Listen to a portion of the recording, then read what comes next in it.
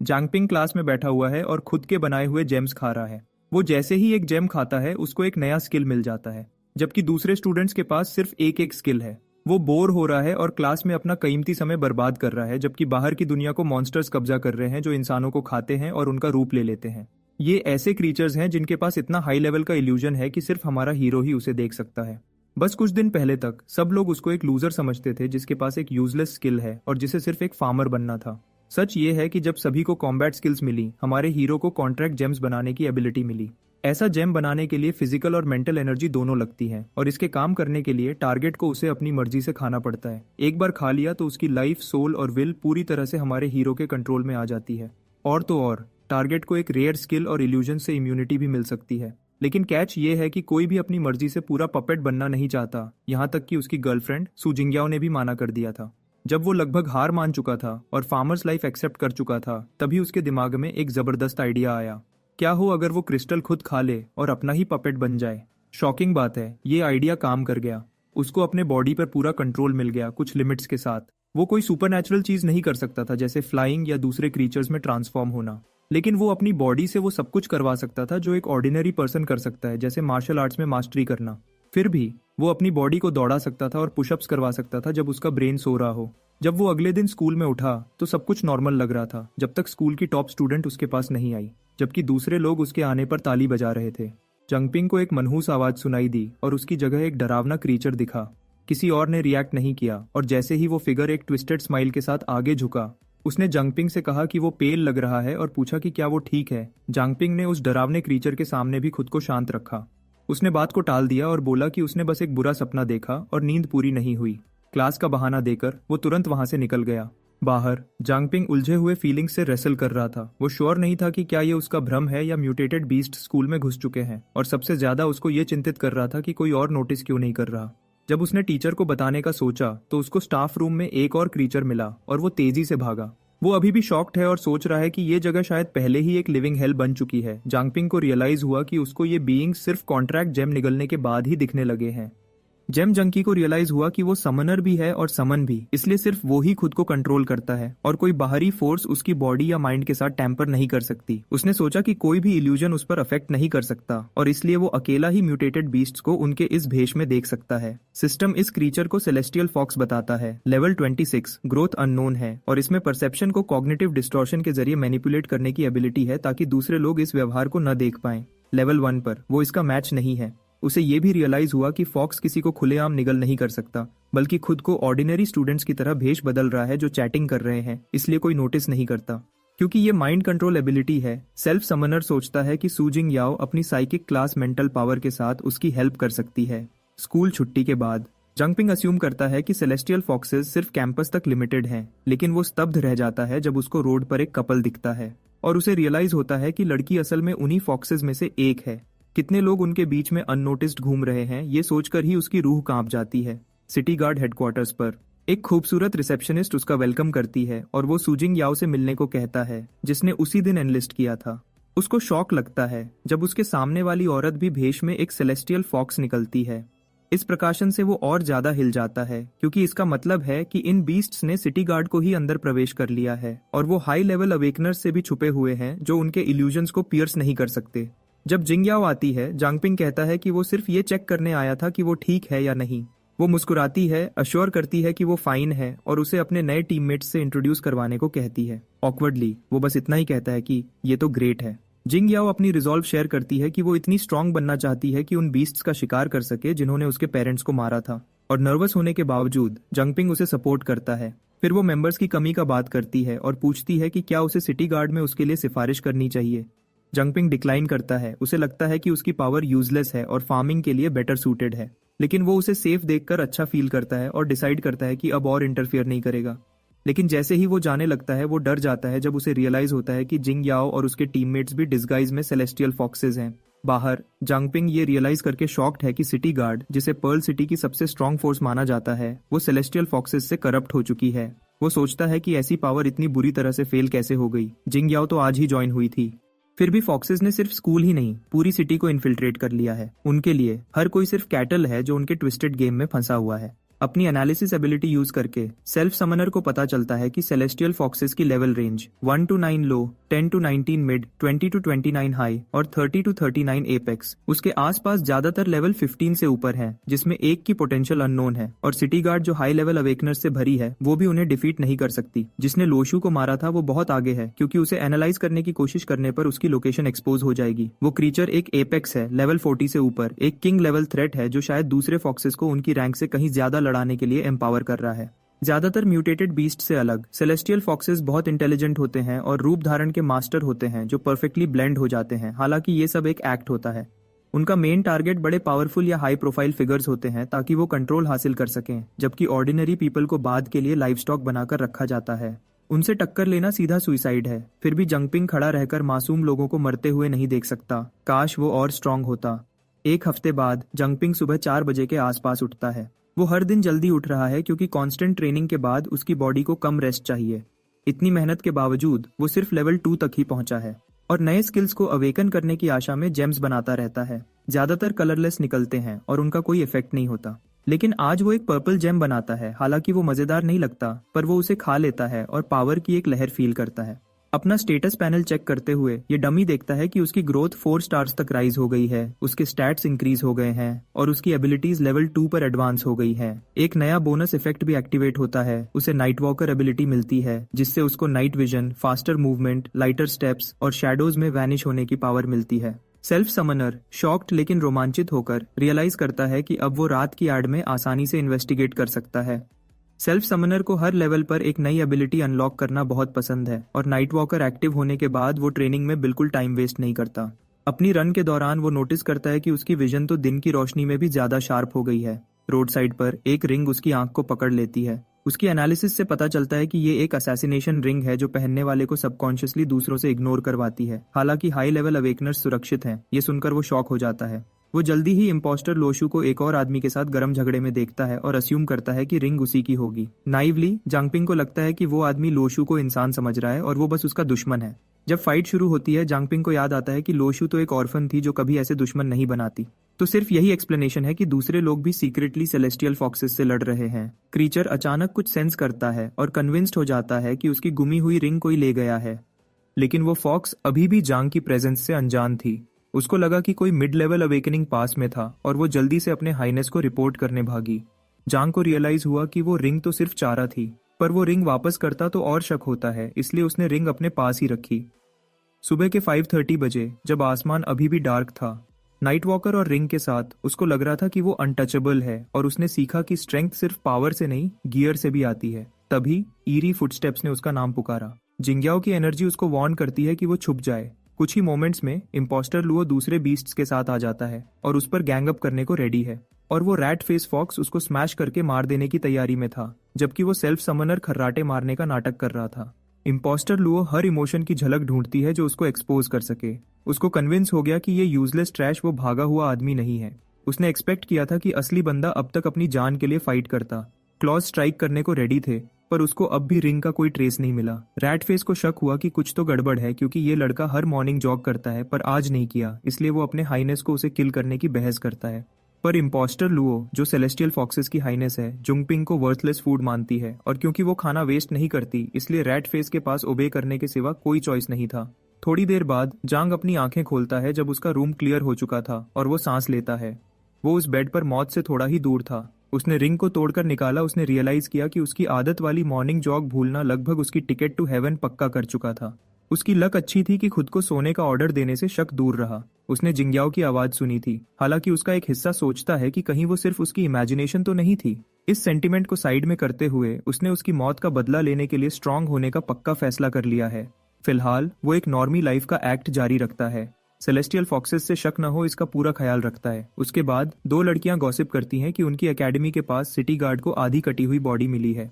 पता चला कि वो नोटोरियस ब्लैक डेथ स्टार था, पर्ल सिटी का टॉप असैसिन, जिसने एक बार ओल्ड सिटी लॉर्ड को घायल किया था। ये गॉसिप जांग तक पहुंचती है, जो पता करता है कि ये लास्ट नाइट वाला सफेद कपड़ों में आदमी होगा। उन्होंने सुना कि ओल्ड सिटी लॉर्ड के इंजरीज कभी पूरी तरह हील नहीं हुए और वो जल्दी मर गया था। इससे जांग रियलाइज करता है कि अगर इम्पोस्टर लुओ ने इतने बड़े असैसिन को इतनी आसानी से खत्म कर दिया तो उसकी स्ट्रेंथ उसकी सोच से कहीं ज्यादा डरावनी है। फिर भी उसको ये समझ नहीं आता कि उन्होंने बॉडी पब्लिक क्यों की, जब तक कि ये सेलेस्टियल फॉक्सेस के खिलाफ जाने की हिम्मत करने वालों के लिए एक वार्निंग न हो। जेम जंकी श्योर है कि इससे सेलेस्टियल फॉक्सेस का अटेंशन ही आएगा और वो गार्ड पर आ जाएंगे, इसलिए उसको खुद को बचाने के लिए गियर चाहिए। उसने क्लास के बाद ब्लैकस्मिथ शॉप्स चेक करने का डिसाइड किया। मार्केट जाते समय जांग एक ब्लैकस्मिथ को एनालाइज करता है जो इक्विपमेंट बेच रहा था, पर उसको पता चलता है कि वो असल में बहरूपिया में सेलेस्टियल फॉक्स है। उसने रियलाइज किया कि सिटी की सारी ब्लैकस्मिथ शॉप्स अब उनके कंट्रोल में होंगी, उसकी एनालिसिस एबिलिटी 100 सक्सेसफुल यूजेस के बाद इंटरमीडिएट लेवल तक पहुंचने की वजह से।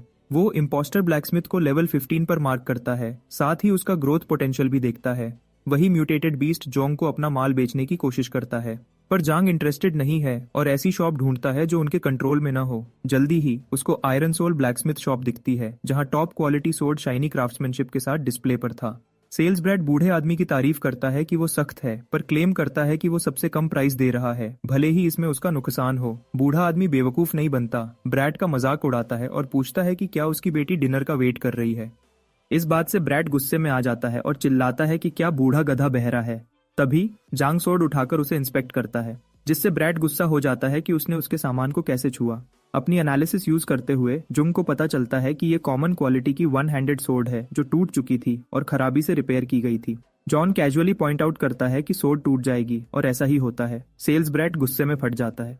वो चिल्लाता है कि क्या जोंग जानता भी है कि वो कौन है। जब उसके कपड़े ड्रामेटिकली फटते हैं तो वो खुद को शिंगी मार्शल आर्ट्स एकेडमी के मास्टर एमा का डायरेक्ट डिसाइपल डिक्लेयर करता है और तेज स्पीड से चार्ज करता है और जांग को तैयार रहने को कहता है। जांग हिला तक नहीं और बिना एफर्ट के उसको थप्पड़ मारता है। ब्लॉन्डी सेल्फ समनर पर गंदा खेलने का आरोप लगाता है, लेकिन जोंग की एनालिसिस उसको ल्यू बाइगो के रूप में रिवील करती है, एक लो अवेकनर जिसका 1 स्टार ग्रोथ पोटेंशियल है और वो लेवल 1 पर अटक चुका है, सिर्फ अर्थ शैटरिंग एबिलिटी के साथ।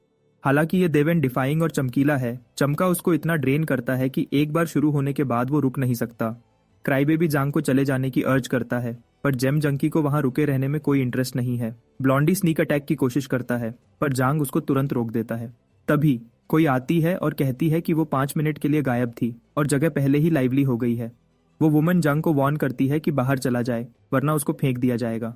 ब्लॉन्डी सॉरी बोलकर बाहर भाग जाता है, जबकि जंग कैजुअली दूसरी शॉप्स चेक करने का डिसाइड करता है, पर वो लेडी उसको रोक देती है।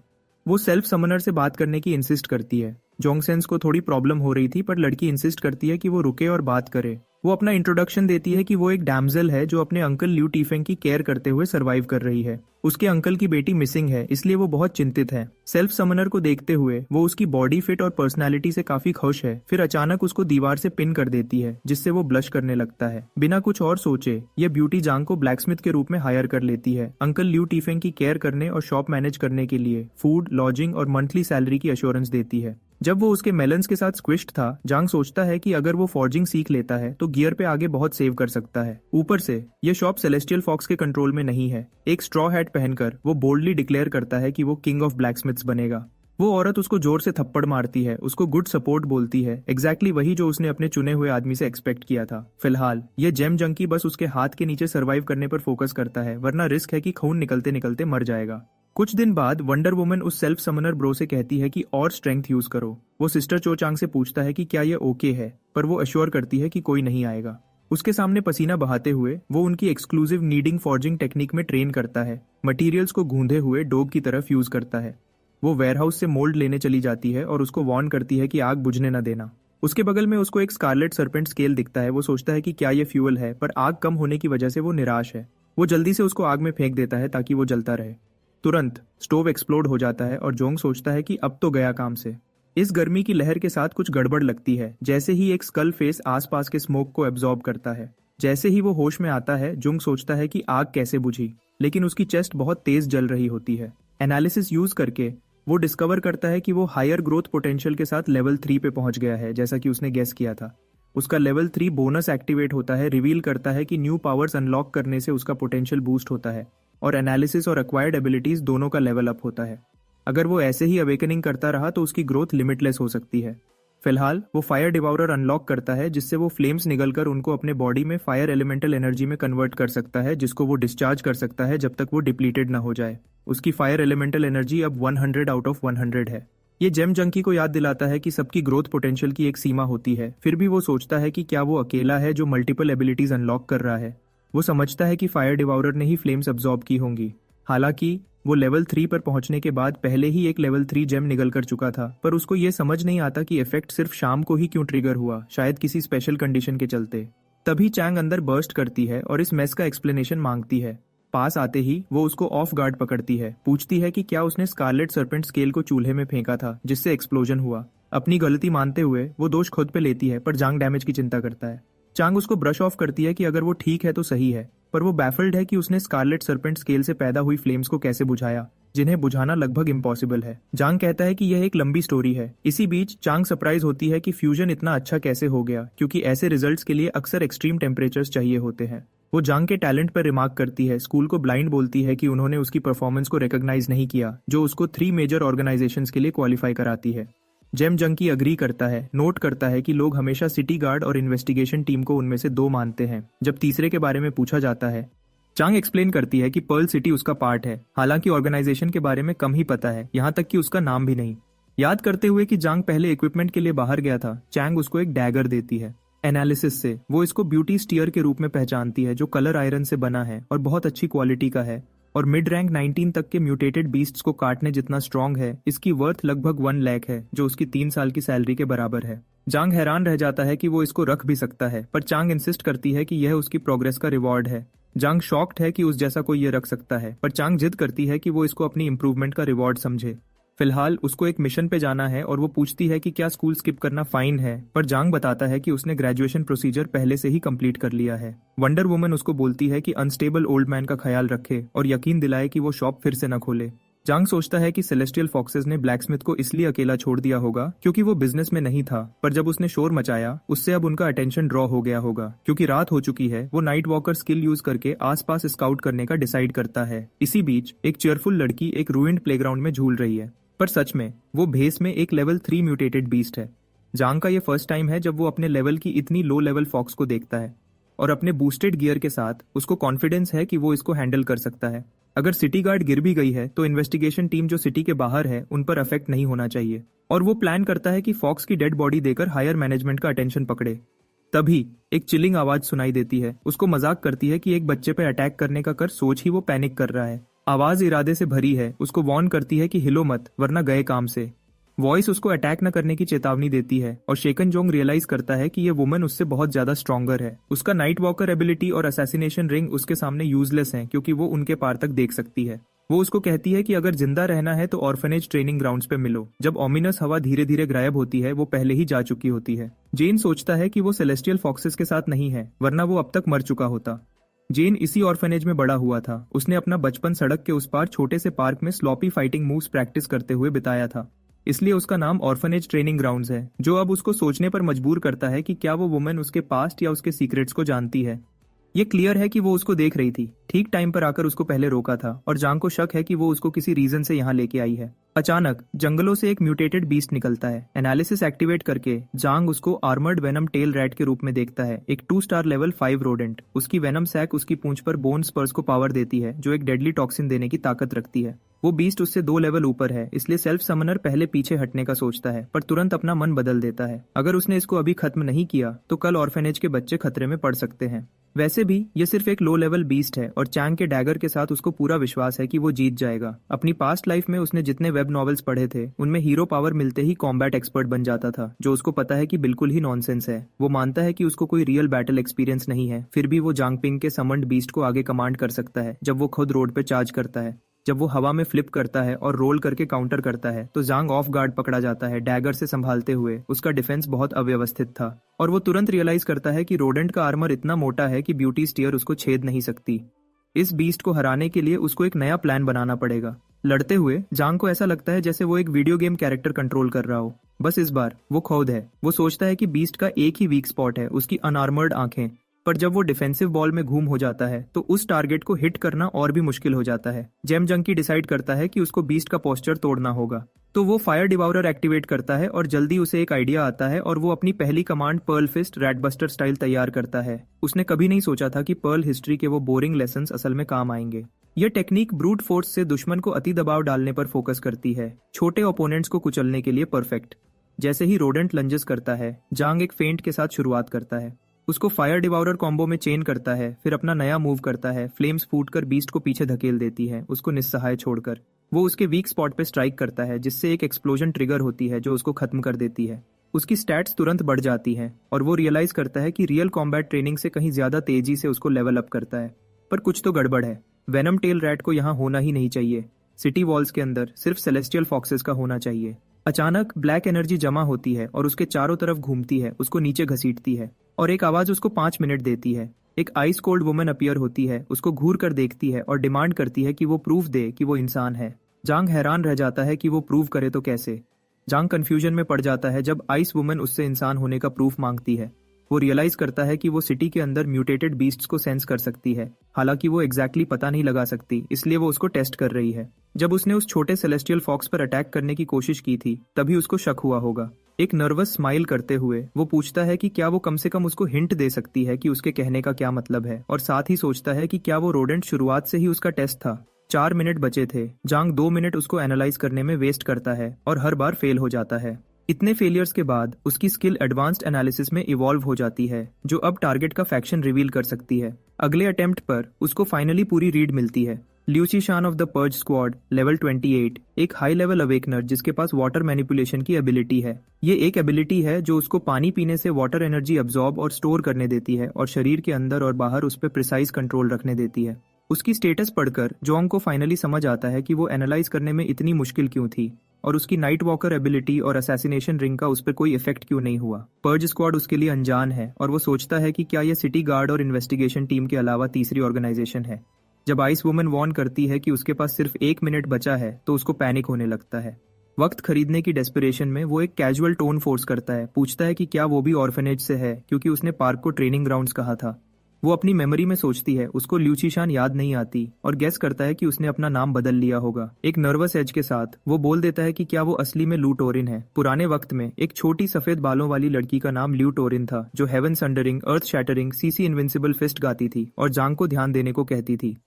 उस मेमोरी को ताजा करते हुए जांग वही धुन गुनगुनाता है और उसके फर्स्ट से थर्ड फॉर्म्स तक का नाम लेता है, जिससे आइस लेडी ब्लश करने लगती है। वो पूछता है कि क्या वो सिस्टर सीसी है, पर सिशन उसकी बात टाल देती है और दूसरा सवाल पूछती है। इसके अलावा आइस लेडी नोट करती है कि उसकी एबिलिटी कॉन्ट्रैक्ट जेम एकेडमी में यूजलेस के रूप में रिकॉर्ड की गई है, क्योंकि उसकी एक्टिवेशन रिक्वायरमेंट इम्पॉसिबल है, और वो डिमांड करती है कि उसने क्या किया। जांग साफ साफ बता देता है कि 2 हफ्ते पहले उसने जेम को निगल लिया और खुद ही अपना समन्ड बीस्ट बन गया। तब से उसको खुद पर पूरा कंट्रोल है, म्यूटेटेड बीस्ट इल्यूजन से इम्यून है और कोई भी बहरूपिया देख सकता है। अपनी इन्वेस्टिगेशन से जांग ने एक डरावनी सच्चाई ढूंढी है। सेलेस्टियल फॉक्सेस हर जगह छुपी हैं और पूरा क्लैन शायद पर्ल सिटी में घुस चुका है। उनकी स्वाभाविक एबिलिटी कॉग्निटिव डिस्टॉर्शन ये बताती है कि वो बिना ध्यान दिए कैसे छुपी रही। ये परकसन आइस वुमन को शॉक में डाल देती है। फिर वो उनकी लिस्ट देता है। वांगशेंग ब्रेकफास्ट शॉप का ओनर, लेज स्ट्रीट पर जुअन फर्नीचर स्टोर का ओनर, लॉन्गजू स्ट्रीट पर 3 ब्लैकस्मिथ्स, और यहाँ तक कि वो छोटी फॉक्स जिसको उसने मारने से रोका था। ये सब के सब लो लेवल सेलेस्टियल फॉक्सेस हैं। जांग उसको अर्ज करता है कि वो खुद कंफर्म करे। एक लंबे पॉज के बाद वो उसको वहीं रुकने का ऑर्डर देती है जब तक वो जिन्बो के साथ ये इन्फॉर्मेशन वेरीफाई न कर ले। दूसरी तरफ जिन्बो की टीम सबसे पहले ये कंफर्म कर पाती है कि सिटी में किसी सेलेस्टियल फॉक्स म्यूटेंट बीस्ट्स की कोई रिपोर्ट नहीं मिली है। हालांकि कॉग्निटिव डिस्टॉर्शन एबिलिटी पहले भी अपीयर हुई है, जो जांगपिंग के डिस्क्रिप्शन से मैच करती है। जिन्बो की तरफ से तुरंत एक टीम 2 शॉपकीपर्स को एप्रीहेंड करने के लिए रवाना की जाती है और वो जल्दी ही वापस आने की आशा है। अचानक एक एक्सप्लोजन होता है और टीम लीडर जिन्बो तक खबर पहुंचती है कि ये ब्रेकफास्ट शॉप ओनर की डायरेक्शन से आया है। वो औरत कंप्लीटली आउट ऑफ कंट्रोल हो चुकी है, मारपीट से अटैक कर रही थी ठीक उसी वक्त जब वो उसको सिटी से गाइड कर रहे थे। वो बैक क्रैप क्रेजी वुमन जिन्बो पे लपकती है, पर वो हिला तक नहीं। उसके पेट पर एक जबरदस्त पंच से एक बड़ी सी ऑमिनस एनर्जी बाहर निकलती है, जो उसके अंदर छुपे म्यूटेटेड बीस्ट को एक्सपोज कर देती है। प्रूफ मिलने पर जिन्बो जांग की इंटेल को कंफर्म करता है और टीम को ऑर्डर देता है कि दूसरी टीम्स को वार्न करें और टारगेट को तुरंत एलिमिनेट करें। बाद में पर्ल एकेडमी में हर हाइनेस लुओ को कुछ अजीब लगता है, लेकिन वो सिटी के बाहर मारे जा चुके हैं। ऑलमोस्ट उसी वक्त लाई स्ट्रीट पर एक और प्रेजेंस गायब हो जाती है। दोनों इंस्टेंटली खत्म हो गए, उनका ट्रेस मिटा दिया गया है। वो उसकी ट्रैकिंग से भी फिसल गए। इम्पोस्टर लुओ हैरान रह जाती है और सोचती है कि इसके पीछे कौन हो सकता है। डार्क रूम स्पेस में आइस लेडी जांग को उसके बंधन से आजाद करती है। वो पूछता है कि क्या उसने उसके क्लेम्स कंफर्म कर लिए, और वो मानती है कि हाँ, पर वो पक्का नहीं कह सकती। उसकी सेलेस्टियल फॉक्स इल्यूजन्स को देखने की अचानक एबिलिटी एक जाल भी हो सकती है, उनका स्कीम खुद को एक्सपोज करने का। सीसी उस जेम जंकी को बताती है कि उसको उनका आंख और कानों की तरह एक्ट करना होगा, जबकि वो गुपचुप उस पर नजर रखेगी। फिलहाल अगर उसको कुछ भी पता चलता है तो उसको रात में कांटेक्ट करना होगा। जैन को यकीन नहीं हो रहा कि उसको रक्षा और निगरानी एक साथ मिल रही है, फिर भी वो अग्री करता है जब तक ये सेलेस्टियल फॉक्सेस को खत्म करने में मदद करता है। वो उसको एक जेड पेंडेंट फेंकती है, कोल्ड जेड, जो उसके वार्म जेड का ट्विन है। अगर वो खतरे के दौरान इसको आग में लपेट दे तो उसका वाला तुरंत गर्म हो जाएगा और उसको अपने पास बुला लेगा। वो वचन करती है कि वो जितना जल्दी हो सकेगी आएगी, पर उसको वार्न करती है कि किसी और पे ज्यादा डिपेंड ना हो। अगर उसको सच्ची सेफ्टी चाहिए तो उसको खुद को और मजबूत करते रहना होगा। हाई ट्यूशन की कॉस्ट जानते हुए Zhang the self summoner martial arts सीखने या मार्शल आर्ट्स स्कूल ज्वाइन करने पर विचार करता है। सिस्टर सीसी एक सॉल्यूशन ऑफर करती है और वचन देती है कि वो उसकी तरफ से ऑर्गेनाइजेशन से भत्ते की रिक्वेस्ट करेगी जब तक वो एक सूटेबल स्कूल ढूंढता है। जांग खुश होकर थैंक्स कहता है। बाद में जांग सेलेस्टियल फॉक्सेस की तादाद में ड्रामेटिक कमी नोटिस करता है। वो मानता है कि पर्च स्क्वाड अपना काम अच्छे से कर रहा है। उसको ये भी सेंस होता है कि वो आईसी लेडी उसकी आइडेंटिटी रिवील करने के लिए उस पर ट्रस्ट नहीं करती। सिर्फ उसकी एनालिसिस एबिलिटी अपग्रेड होने के बाद ही उसने उसका फैक्शन देखा, जिससे उसका शक कंफर्म हुआ कि वो पर्च स्क्वाड का हिस्सा है। जांग ये समझ नहीं कर पा रहा कि पर्च स्क्वाड को पर्ल सिटी में सेलेस्टियल फॉक्स के घुसपैठ के बारे में कैसे पता चला, पर वो एक चीज पे फोकस करता है, उनको मिटाना। वो उनके दिए गए 10,000 पर्ल कॉइन्स के लिए भी थैंकफुल है। इसी बीच जांग एक मार्शल आर्ट स्कूल की तलाश में व्यस्त है। एक लड़की जो बीस्ट किंग फिस्ट कोर्स बेच रही थी पूछती है कि क्या वो इंटरेस्टेड है। जंग चेक करता है और उसे पता चलता है कि यह महंगा है और उसे श्योर नहीं है कि यह उसके लिए सही स्टाइल है। पिंकी अश्योर करती है कि यह हर पैसा वसूल है, क्लेम करती है कि उनकी टेक्निक्स पूरे पर्ल सिटी में फेमस हैं। वो ऑफर करती है कि बीस्ट किंग फिस्ट की पहली 3 फॉर्म्स प्रदर्शन करे, एबे king style, giant crocodile style और फीनिक्स टैलन स्टाइल। तो जुंग उत्सुक होता है और ध्यान से देखता है। सेल्फ समनर तुरंत देखता है कि beast king fist techniques pearl fist से ज्यादा एडवांस्ड हैं, बेहतर फुटवर्क और मूव्स के साथ। यह एक जबरदस्त मार्शल आर्ट स्टाइल है, खासकर एबी किंग स्टाइल, जिसकी कोई फिक्स्ड फॉर्म नहीं है और बहुत वेरिएशंस हैं। हालांकि उसको ये भी रियलाइज होता है कि पिंकी वेल ट्रेंड नहीं है और उसने टेक्निक की सिर्फ झलक ही देखी है। पिंकी फिसल जाती है और जैसे ही वो उसको उठाने में मदद करता है, 2 बड़े आदमी अपीयर होते हैं। वो डिमांड करते हैं कि किसको पिंकी को बीस्ट किंग क्लाउन्स के फ्लायर्स देने की परमिशन दी, जबकि वो बैंड थी। उनमें से एक blond man beast king fist को गार्बेज टेक्निक बोलता है और इस डूड को उनके शिंगी मार्शल आर्ट स्कूल ज्वाइन करने की कोशिश करता है। ब्लॉन्डी गुस्से से पागल हो जाता है जब जांग उसको 5 फोल्ड लाइटनिंग नील्स गाय बोलता है। वो उसको बताता है कि वो लाइटनिंग असॉल्ट है और प्रूव करने के लिए लड़ने की तैयारी करता है। ब्लॉन्डी ब्लैकस्मिथ शॉप पर जो हुआ उस पर अब भी भड़का हुआ था। इस डिम्बिट से बदला लेने को बेताब था। वो जुंगदा और जुंगुर को ऑर्डर देता है कि जुंग को नीचे गिरा दें, पर पिंकी उसको उनकी दादागिरी से बचाते हुए बीच में आ जाती है। दोनों गोरिल्लाज अपनी पावर यूज करते हैं, जिससे उसकी स्पाइन में ठंडी लहर दौड़ती है। एनालिसिस से शंग एयर ऑफ द शिंगी मार्शल आर्ट स्कूल लेवल 4 एक लो टियर अवेकनर रिवील होता है। उसका फ्लैश फोर्टिफिकेशन 70% इंटेलिजेंस सैक्रिफाइस करता है 30% फिजिकल स्ट्रेंथ बूस्ट के बदले में। शंगदुर की स्टैट सेम है। जेम जंकी शॉक्ड है कि कोई इंटेलिजेंस को स्ट्रेंथ के लिए ट्रेड कर सकता है, और जब दोनों गोरिल्ला ब्रदर्स पावर अप होते हैं तो वो ये भी सवाल करता है कि क्या ये सच में एबिलिटी है। इसी बीच जांग वांग जनमिन the righteous Pinky from beast king martial school को एनालाइज करता है। एक लेवल 3 अवेकनर जिसका 7 स्टार ग्रोथ पोटेंशियल है। उसका गिफ्ट उसको प्रैक्टिस से कोई भी स्किल पॉलिश करने देता है और ग्रोथ स्पीड को 0 से 1000% तक बूस्ट करता है। हालांकि उसकी ट्रेट लर्निंग एबिलिटी को 90% कम कर देती है। जांग इम्प्रेस्ड है और जानता है कि वो एक लेट ब्लूमर है, पर आगे चलकर एक पावर हाउस बनेगी। फिर भी अपनी करंट स्ट्रेंथ पर वो मुश्किलों से पंगा ले रही है, तो वो फ्लायर्स वापस करता है और इसको खुद हैंडल करने का डिसाइड करता है। उसके खिलाफ 3 ओपोनेंट्स थे, उसके जीतने का कोई चांस नहीं था, इसलिए वो बीच में कूद जाता है। जांग एप किंग स्टाइल देखने के बाद जोश में था और उसको प्रैक्टिस में लाता है। दोनों गोरिल्लाज उस पर लपकते हैं, लेकिन बीस्ट किंग फिस्ट की पहली 3 फॉर्म्स से वो उनको जल्दी से नीचे गिरा देता है। ब्लॉन्डी अपना 5 फोल्ड लाइटनिंग ट्राई करता है, लेकिन जोंग उसको साइड में हटा देता है और उसके ग्रोइन पर एक जबरदस्त 3rd फॉर्म स्ट्राइक दे मारता है। वो ब्लॉन्डी को टॉन्ट करता है कि 2 आदमी कम हो गए और अब उसके पास सिर्फ 3 फोल्ड लाइटनिंग बचा है। जांग उन गुंडों को जमीन पर फैले छोड़ देता है और डिसाइड करता है कि beast king martial school visit करने लायक है। पिंकी शॉक्ड थी कि उसने एप किंग स्टाइल सिर्फ एक बार देखकर सीख लिया। उसको पूछती है कि अगर उसे स्ट्रगल हो तो वह उसकी मदद करे। जल्दी से स्ट्रांग होने के लिए उत्सुक थी। जांग जानता है कि उसका 7 स्टार पोटेंशियल उसे आने वाले वक्त में एपेक्स अवेकनर बना सकता है, और वह शॉक्ड होता है कि क्या फ्यूचर में वह उसकी हेल्प मांगने वाला होगा। मार्केट प्लेस में 2 अर्थ स्लैकर्स पागल हो रहे थे जब उन्होंने अपने मास्टर को देखा, जबकि उन्हें लगा था कि वह अभी कुछ दिन और नहीं आएंगे। वह पैनिक हो जाते हैं और जानते थे कि उन्होंने एप किंग स्टाइल के आधी मूव्स भी मास्टर नहीं किए हैं, और कुछ तो उसके गुस्से के ख्याल से ही बेहोश होने को तैयार थे। जंग को यह बेकार लगता है कि वह अपने ही इंस्ट्रक्टर से इतना डरते हैं। उसके बगल में जेमिन नर्वस होकर एक्सप्लेन करती है कि वह दिन के वक्त लेजेंडरी इंस्ट्रक्टर हैं जो अपनी सख्ती के लिए जाने जाते हैं, जो स्लैकर्स को टाइम पर टास्क फिनिश न करने पर सजा देते हैं। जब जंग पूछता है कि क्या उसे पहले कभी सजा मिली है, पिंकी घमंड से एडमिट करती है कि वह 1 महीने से यहाँ है और उसे हर दूसरे दिन सजा मिलती है क्योंकि वह अभी भी बेसिक मूव्स भी ढंग से नहीं कर पाती। उनका इंस्ट्रक्टर एक एंशिएंट जनरल की तरह तूफान की तरह अंदर आता है जो अपने ट्रूप्स को शांत करने को तैयार है। तुरंत ऑर्डर देता है कि जो झुके हुए पकड़ा गया उसे 50 लैप्स लगाने होंगे और फॉर्म में कोई कटौती नहीं होगी। एनालिसिस के जरिए जांग उसे बाइड of the beast king martial school के रूप में पहचानता है, एक लेवल 25 अवेकनर जिसका 1 स्टार ग्रोथ पोटेंशियल है। उसकी एबिलिटी मिमिकिंग हंगर उसे एक क्रीचर को कंज्यूम करने और टेम्पररीली उसका फिजिकल फॉर्म लेने देती है। जितने फॉर्म्स वह स्टोर कर सकता है वह उसके लेवल पर डिपेंड करता है और अभी उसके पास 2 फॉर्म्स हैं, रनिंग वुल्फ और raging lion warrior. Self summoner सोचता है कि यह लेवल 25 मॉन्स्टर सिस्टर सीसी के बराबर है। अचानक बाइडेजोंग को रिकॉग्नाइज करता है कि यह वह बच्चा है जिसने कल चिंगी क्लाउन की धुलाई की थी और उसे जानने की उत्साह से जल उठता है कि वह कैसा है। जांग प्रोटेस्ट करता है कि एक न्यूबी को परेशान करने का कोई फायदा नहीं, पर बाइडे की आग और बढ़ जाती है जब वह यह अफवाह सुनता है कि जांग ने एप किंग स्टाइल सिर्फ एक दिखावे से मास्टर कर लिया। एक मुट्ठी जोंग के चेहरे की तरफ रॉकेट की तरह आती है, इतनी तेज कि उसे मून तक भेज दे, और बचने का टाइम नहीं था। फिर भी उसे कुचलने के बजाय बाइडे उसे सिर्फ एक छोटे बच्चे की तरह थपथपाता है, जांग के टैलेंट से इम्प्रेस्ड होकर। वह अफसोस के साथ नोट करता है कि इस लड़के ने आधी अधूरी प्रैक्टिस करने वाले से सीखा है जो उसके स्लॉपी फुटवर्क को एक्सप्लेन करता है। बिदा डिसाइड करता है कि जांग को असली टेक्निक वह पर्सनली ड्रिल कराएगा बाद में, जिसको जांग शुक्र के साथ एक्सेप्ट करता है। फिर इंस्ट्रक्टर स्लैकर्स की तरफ पलटता है और सजा के रूप में एक स्पार का ऐलान करता है। जो भी उसके स्टैंडर्ड्स पर खरा नहीं उतरा उसे 500 पुशअप्स और उसके बाद वेटेड वेस्ट में 10 माइल रन करनी होगी। सेल्फ समनर को एक बॉडी एनहांसमेंट अवेकनर से ऐसे ब्रूटल ट्रेनिंग ड्रिल्स की आशा थी। जब वह उसे छूती है, पिंकी ब्लश करती है और एडमिट करती है कि बाइडे उसे बेसिक्स दिखाने से ज्यादा कम ही सिखाता है। फिर शर्माते हुए पूछती है कि क्या जोंग उसे प्राइवेट में ट्रेन करेगा। वह अग्री करता है। उसे क्लास के बाद आयरन सोल ब्लैकस्मिथ शॉप पर अपने स्पारिंग पार्टनर के रूप में इनवाइट करता है। फिर भी जांग नोट करता है कि उसकी विल लर्निंग एबिलिटी को 90% कम करती है, जिससे उसका गिफ्ट किसी भी टीचर के लिए एक नाइटमेयर है, और एक्सप्लेन करता है कि बाइडे उसके लिए इतना कम सब्र क्यों रखता है।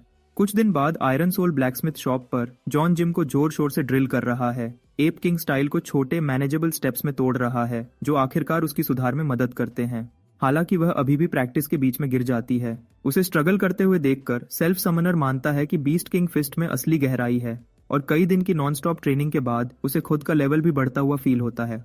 तभी सिस्टर चो चांग अपने छोटे भाई को चेक करने आती है और जिमिन को जारी करने देती है। वह बताती है कि म्यूटेटेड बीस्ट सब कम मिलने लगे हैं, इसलिए उन्हें मजबूर होकर नॉर्दर्न फॉरेस्ट्स के और अंदर जाना पड़ा, जहां वह स्टॉर्म वुल्व्स के एक पैक से टकरा गए। उसने अपनी अर्थ बरोविंग शवल यूज की। उसने टीम को छुपा दिया जब तक वुल्व्स एक वाइल्डमैन के ग्रुप पर पलट नहीं गए। उस एनकाउंटर से उसने एक रेयर विंड जेम हथिया लिया, एक अनकॉमन ट्रेजर जो एलिमेंटल एनर्जी स्टोर करता है और मेंटल कमांड्स से विंड ब्लेड्स, स्टॉर्म्स और ऐसे ही अटैक्स यूज कर सकता है। वह उसे जांग को सौंप देती है और नोट करती है कि ऐसा जेम आमतौर पर नहीं मिलता जो एक पतले बच्चे को भी ब्लेड्स और स्टॉर्म्स समन करने दे। विंड मैजिक का एक झटका सेल्फ समनर के चारों तरफ घूमता है और उसके दिमाग में एक आवाज गूंजती है, वॉर्न करती है कि किसी का बड़ा भाई इसे उतारे नहीं और हाथों को छोड़ दे। अचानक जांग को fan family saber style first form sword चीज स्वीपिंग क्रॉस सुनाई देता है। उसके बाद ऊपर चिड़ियों का एक खुशनुमा गाना, जेड ग्रीन हिल्स पर प्यार की एक सिम्फनी। फिर एक और आवाज बीच में आती है, डार्क और चिलिंग, क्लेम करती है कि यूए एर्शी मर चुकी है और कसम खाती है कि आज 2 कर्स्ड ह्यूमंस को खा जाएगी। जब वह अपनी स्टेटस चेक करता है तो जोंगपिंग आयरन सोल ब्लैकस्मिथ शॉप से लेवल 4 और 4 स्टार्स के साथ रिवील होता है।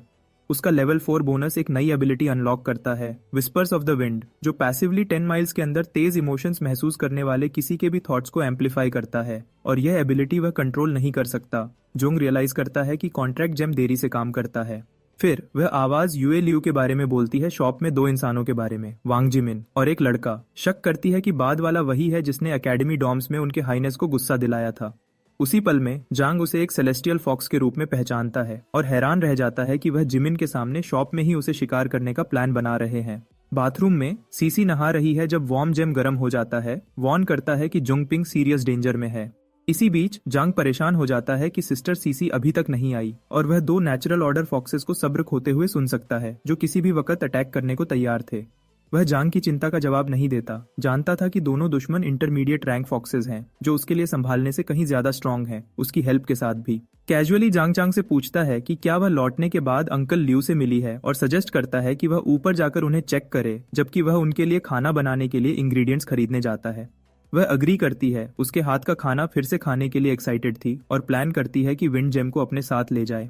इसी बीच जेम जंकी डिसाइड करता है कि वैंग जेमिन को जल्दी से बाहर निकाले, इससे पहले कि सिस्टर चैंग और अंकल लिू भी खतरे में फंस जाएं। स्मिथीज बैकयार्ड में जेमिन उसे अपना पोस्चर चेक करने को पूछती है, पर वह तुरंत उसे साइड में खींचता है, उसे चुप रहने और उसके पीछे आने को कहता है। बहुत देर हो चुकी थी, सेलेस्टियल फॉक्सेस पहले ही वहां थे। जांग जानता है कि यह बुरी बात है, और जब जेमन अचानक उन म्यूटेटेड बीस्ट्स को मम्मी और पापा बुलाती है तो वह उसे वार्न करता है कि उनके पास मत जाना। भले ही जेमन इंसिस्ट करती है कि सब ठीक है, जांग की एनालिसिस सच्चाई रिवील करती है। एक level 15 intermediate rank natural order fox with cognitive distortion और दूसरा लेवल 16 वाला उसके फादर होने का नाटक कर रहा है। पूछता है कि उसके बगल वाला लड़का डरा हुआ क्यों लग रहा है। वह जांग को मार्शल आर्ट्स स्कूल से फ्रेंड बताती है, इस बात से अनजान कि ये उसके पेरेंट्स नहीं हैं। अचानक एक डार्क स्पेस उन्हें घेर लेता है जब फॉक्सेस शिकार खत्म करने को दौड़ते हैं। जांग पिंकी को उसे कस के पकड़ने का ऑर्डर देता है, भले ही वह अपने पेरेंट्स को अजीब एक्ट करते देखकर हिली हुई थी। उसका प्लान फेल हो जाता है जब बीस्ट्स स्ट्राइक करते हैं, जिससे वह बैलेंस खोकर गिर जाते हैं। जेमिन घबराकर डिमांड करती है कि उसके फादर ने ऐसा क्यों किया। तभी जेंग सच्चाई रिवील करता है कि वह म्यूटेटेड बीस्ट्स हैं। म्यूटेटेड बीस्ट्स रियलाइज करते हैं कि जुंग उनके डिस्गाइज को देख सकता है और डिसाइड करते हैं कि उसे मारना जरूरी है। इम्पोस्टर फादर स्ट्राइक करता है, उसके ब्लोज जुंग को डिफेंसिव होने पर मजबूर करते हैं। हर डॉज पिछले से ज्यादा मुश्किल था, उनके लेवल्स का फर्क साफ दिख रहा था। मदर बीस्ट वैंग जनमिन की तरफ पलटती है, जो अभी भी अपने शौक से बाहर नहीं आई थी, और जांग को कॉर्नर्ड छोड़ देती है। तभी सिस्टर सीसी की आवाज केओस के बीच से निकलती है, उसे मूव करने का कमांड देती है जब एक आइस ब्लास्ट बीस्ट्स को पीछे धकेलता है। उसकी पावर स्पेस में भर जाती है जब वह उन्हें खत्म करने को तैयार होती है। जैमिन की डेस्परेट प्लीज फॉर मर्सी अनसुना कर दी जाती है, और जब यह सब खत्म हो जाता है वह रोते हुए गिर जाती है, अपने पेरेंट्स को अपने सामने मरा हुआ देखकर सहन नहीं कर पाती। भले ही जॉन बार बार उसे कहता रहा कि वह नेचुरल ऑर्डर फॉक्सेस थे जिन्होंने उसके पेरेंट्स की शक्ल ले रखी थी, जिमिन यकीन करने से मना कर देती है। जेम जंकी फिर सीसी से पूछता है कि बीस्ट्स अपने असली फॉर्म्स में वापस क्यों नहीं आ रहे। वह एक्सप्लेन करती है कि सिटी के अंदर शायद कोई किंग रैंक फॉक्स है जो उनके इल्यूजन टैलेंट को बढ़ा रहा है, इतना स्ट्रॉन्ग कि लो लेवल बीस्ट्स भी हाई रैंक अवेकनर्स को बेवकूफ बना सकते हैं। वह जोड़ती है कि जिनको उन्होंने सिटी के बाहर मारा था वह वापस इसलिए पलटे क्योंकि इफेक्ट वहां तक नहीं पहुंचा था। इस बात से जुंग को एक आइडिया आता है, शायद वह अकेला है जो उनके डिस्गाइजेस को एक्सपोज कर सकता है। वह जिम की तरफ पलटता है और सच्चाई रिवील करता है, इन म्यूटेटेड बीस्ट्स ने उसके पेरेंट्स को मारा और उनका रूप ले लिया। उसकी आंखों में आंसू भर आते हैं जब उसके शब्दों का बोझ उस पर पड़ता है। देयर हाइनेस को रिपोर्ट मिलती है कि सिर्फ एक हफ्ते में उनके 9 आदमी मारे गए हैं, और वह सेंस करती है कि इंसानों ने शायद उनके इल्यूजन्स का तोड़ ढूंढ लिया है। एक म्यूटेटेड फॉक्स अर्ज करता है कि वह सिटी पर जबरदस्ती कब्जा कर ले और सबको मार दे, जबकि दूसरा चिंता करता है कि अगर वह सारा खाना वेस्ट कर देंगे तो उन्हें घास खानी पड़ेगी। इम्पोस्टर लुओस उन्हें चुप करा देती है।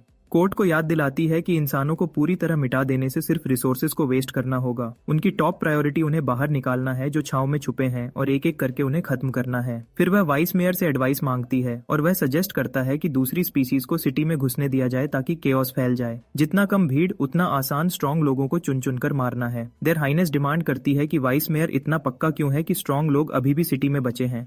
वह एक्सप्लेन करता है कि सिटी गार्ड और इन्वेस्टिगेशन टीम के अलावा एक तीसरी मेजर ऑर्गेनाइजेशन है।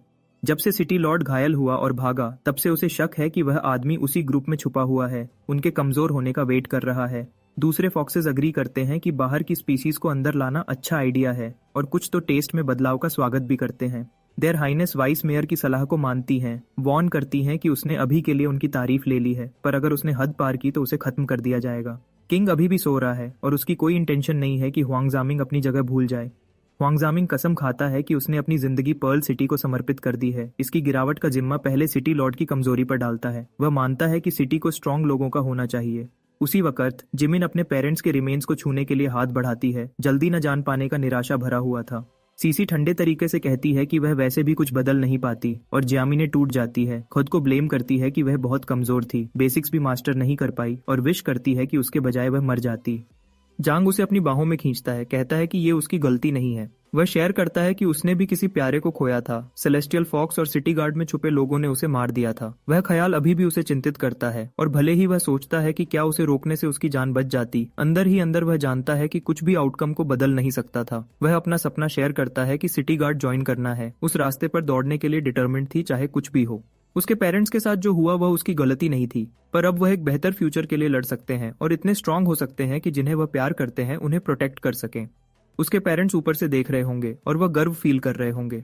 जेमिन को उन शब्दों की जरूरत थी और वह जांग को थैंक्स कहती है और बोलती है कि सिटी के हर मॉन्स्टर को मिटा देगी। पर तभी जॉन खून खांसता है और जेम पैनिक हो जाती है। बहुत देर से रियलाइज करती है कि वह कितना बुरी तरह घायल हुआ था। जेम जंकी अपने शरीर को रुकने के लिए मजबूर करता है, पर यह सिर्फ थोड़े ही वक्त के लिए चलता है। जब वह फाइनली जागता है तो सीसी और जुमान उसे होश में देखकर सुकून फील करते हैं। सीसी उसे वार्न करती है कि हिलो मत, वरना वुंड फिर से खुल जाएगा। जबकि पिंकी ये डिक्लेयर करती है कि उसने प्रण लिया है कि वह और स्ट्रॉन्गर बनेगी और सारे सेलेस्टियल फॉक्सेस को वाइप आउट कर देगी। तो यह रिजॉल्व ईजिस जंग को शांति देता है और वह उस पर ट्रस्ट करता है। जेमियोन का घर अब सेफ नहीं है, ये डिसाइड करके सीसी उसे सुरक्षा के लिए यहाँ रुकने को इनवाइट करती है। उसी पल जांग को एक आवाज सुनाई देता है कि किंग अभी भी सो रहा है और हुआंग जेमिंग को अपनी औकात पता होनी चाहिए। वह उस आवाज को लुओशी यूज्ड की आवाज पहचानता है और तुरंत सेलेस्टियल फॉक्सेस से रिलेटेड ये लीड सीसी के साथ शेयर करता है। उसके बाद सेल्फ समनर ये रिवील करता है कि पर्ल सिटी का vice mayor Huang जेमिंग celestial foxes का नौकर बन चुका है और उसने अपने ही लोगों को धोखा दिया है। आईसी लेडी को उनके किंग के बारे में पता चलता है, जिसकी पावर से इल्यूजन्स इतनी बढ़ सकती हैं कि वह एपेक्स लेवल अवेकनर्स को भी धोखा दे सकें। वह सोचता है कि किंग के कमजोर होने पर वापस वार करने का ये उनका बेस्ट चांस है। वह सेल्फ समनर को टास्क देती है कि वह सिटी में छुपे फ्रीक्स का पता लगाए और वह बिना सोचे एक्सेप्ट कर लेता है। तभी बूढ़ा आदमी भूख की शिकायत करता है, पर वह उसे यकीन दिलाती है कि सेल्फ समनर जल्दी ही ग्रोसरीज लेकर वापस आएगा। पर्ज स्क्वाड बेस पर मैनी गुस्से में बड़ी बड़ी बातें करती है कि पहले उसे सीक्रेट चेंबर एक्टिवेट करने में घसीटा गया और अब सेलेस्टियल कर्टेन में, और वह बरबराती है कि सीसी को बॉस की तरह ऑर्डर्स देना बहुत पसंद है। चेन लुओ वे उसे इग्नोर करता है, जबकि शूजी उसे चुपके से कॉफी ऑफर करती है और कहती है कि टाइम लग सकता है। कुछ ही देर में शूजी सोलर चार्ज को चैनल करती है, मैनी ब्लैक कर्टन को वीव करती है और लू वे लाइट और शैडो डिस्टॉर्शन को शेप देता है। साथ में वह सिटी वाइड कर्टन को यूज करते हैं। कुछ देर तक साथ काम करने के बाद पर्ज स्क्वाड फाइनली जोंगिन को अपने कुछ सीक्रेट्स बताने का डिसाइड करती है। पर्ल सिटी की सबसे सीक्रेटिव ऑर्गेनाइजेशन के रूप में जानी जाने वाली यह टीम सिटी को हर थ्रेट से रक्षा करने और हर करप्शन को पर्ज करने की वचन खा चुकी है। सिटी के हिडन वेपन की तरह वह अक्सर कोवर्ट मिशंस को स्पेशलाइज्ड यूनिट, जिसे बैरियर टीम कहते हैं, उसकी सपोर्ट से अंजाम देते हैं। सिस्टर सीसी के अकॉर्डिंग इस टीम में 3 मेंबर्स हैं। मैनी, उनकी लीडर, ब्लैक कर्टन की पावर चलाती है। वही डार्क रूम स्पेस जिसमें जांग ने एक बार एंटर किया था, वह मैनी की ही धरोहर थी। अगला है जीजाई, सोलर चार्ज चलाने वाला एक लिविंग पावर बैंक जो सनलाइट को एब्जॉर्ब करता है और अपने टीममेट्स को पूरी ताकत से फाइट करते रहने के लिए चैनल करता है।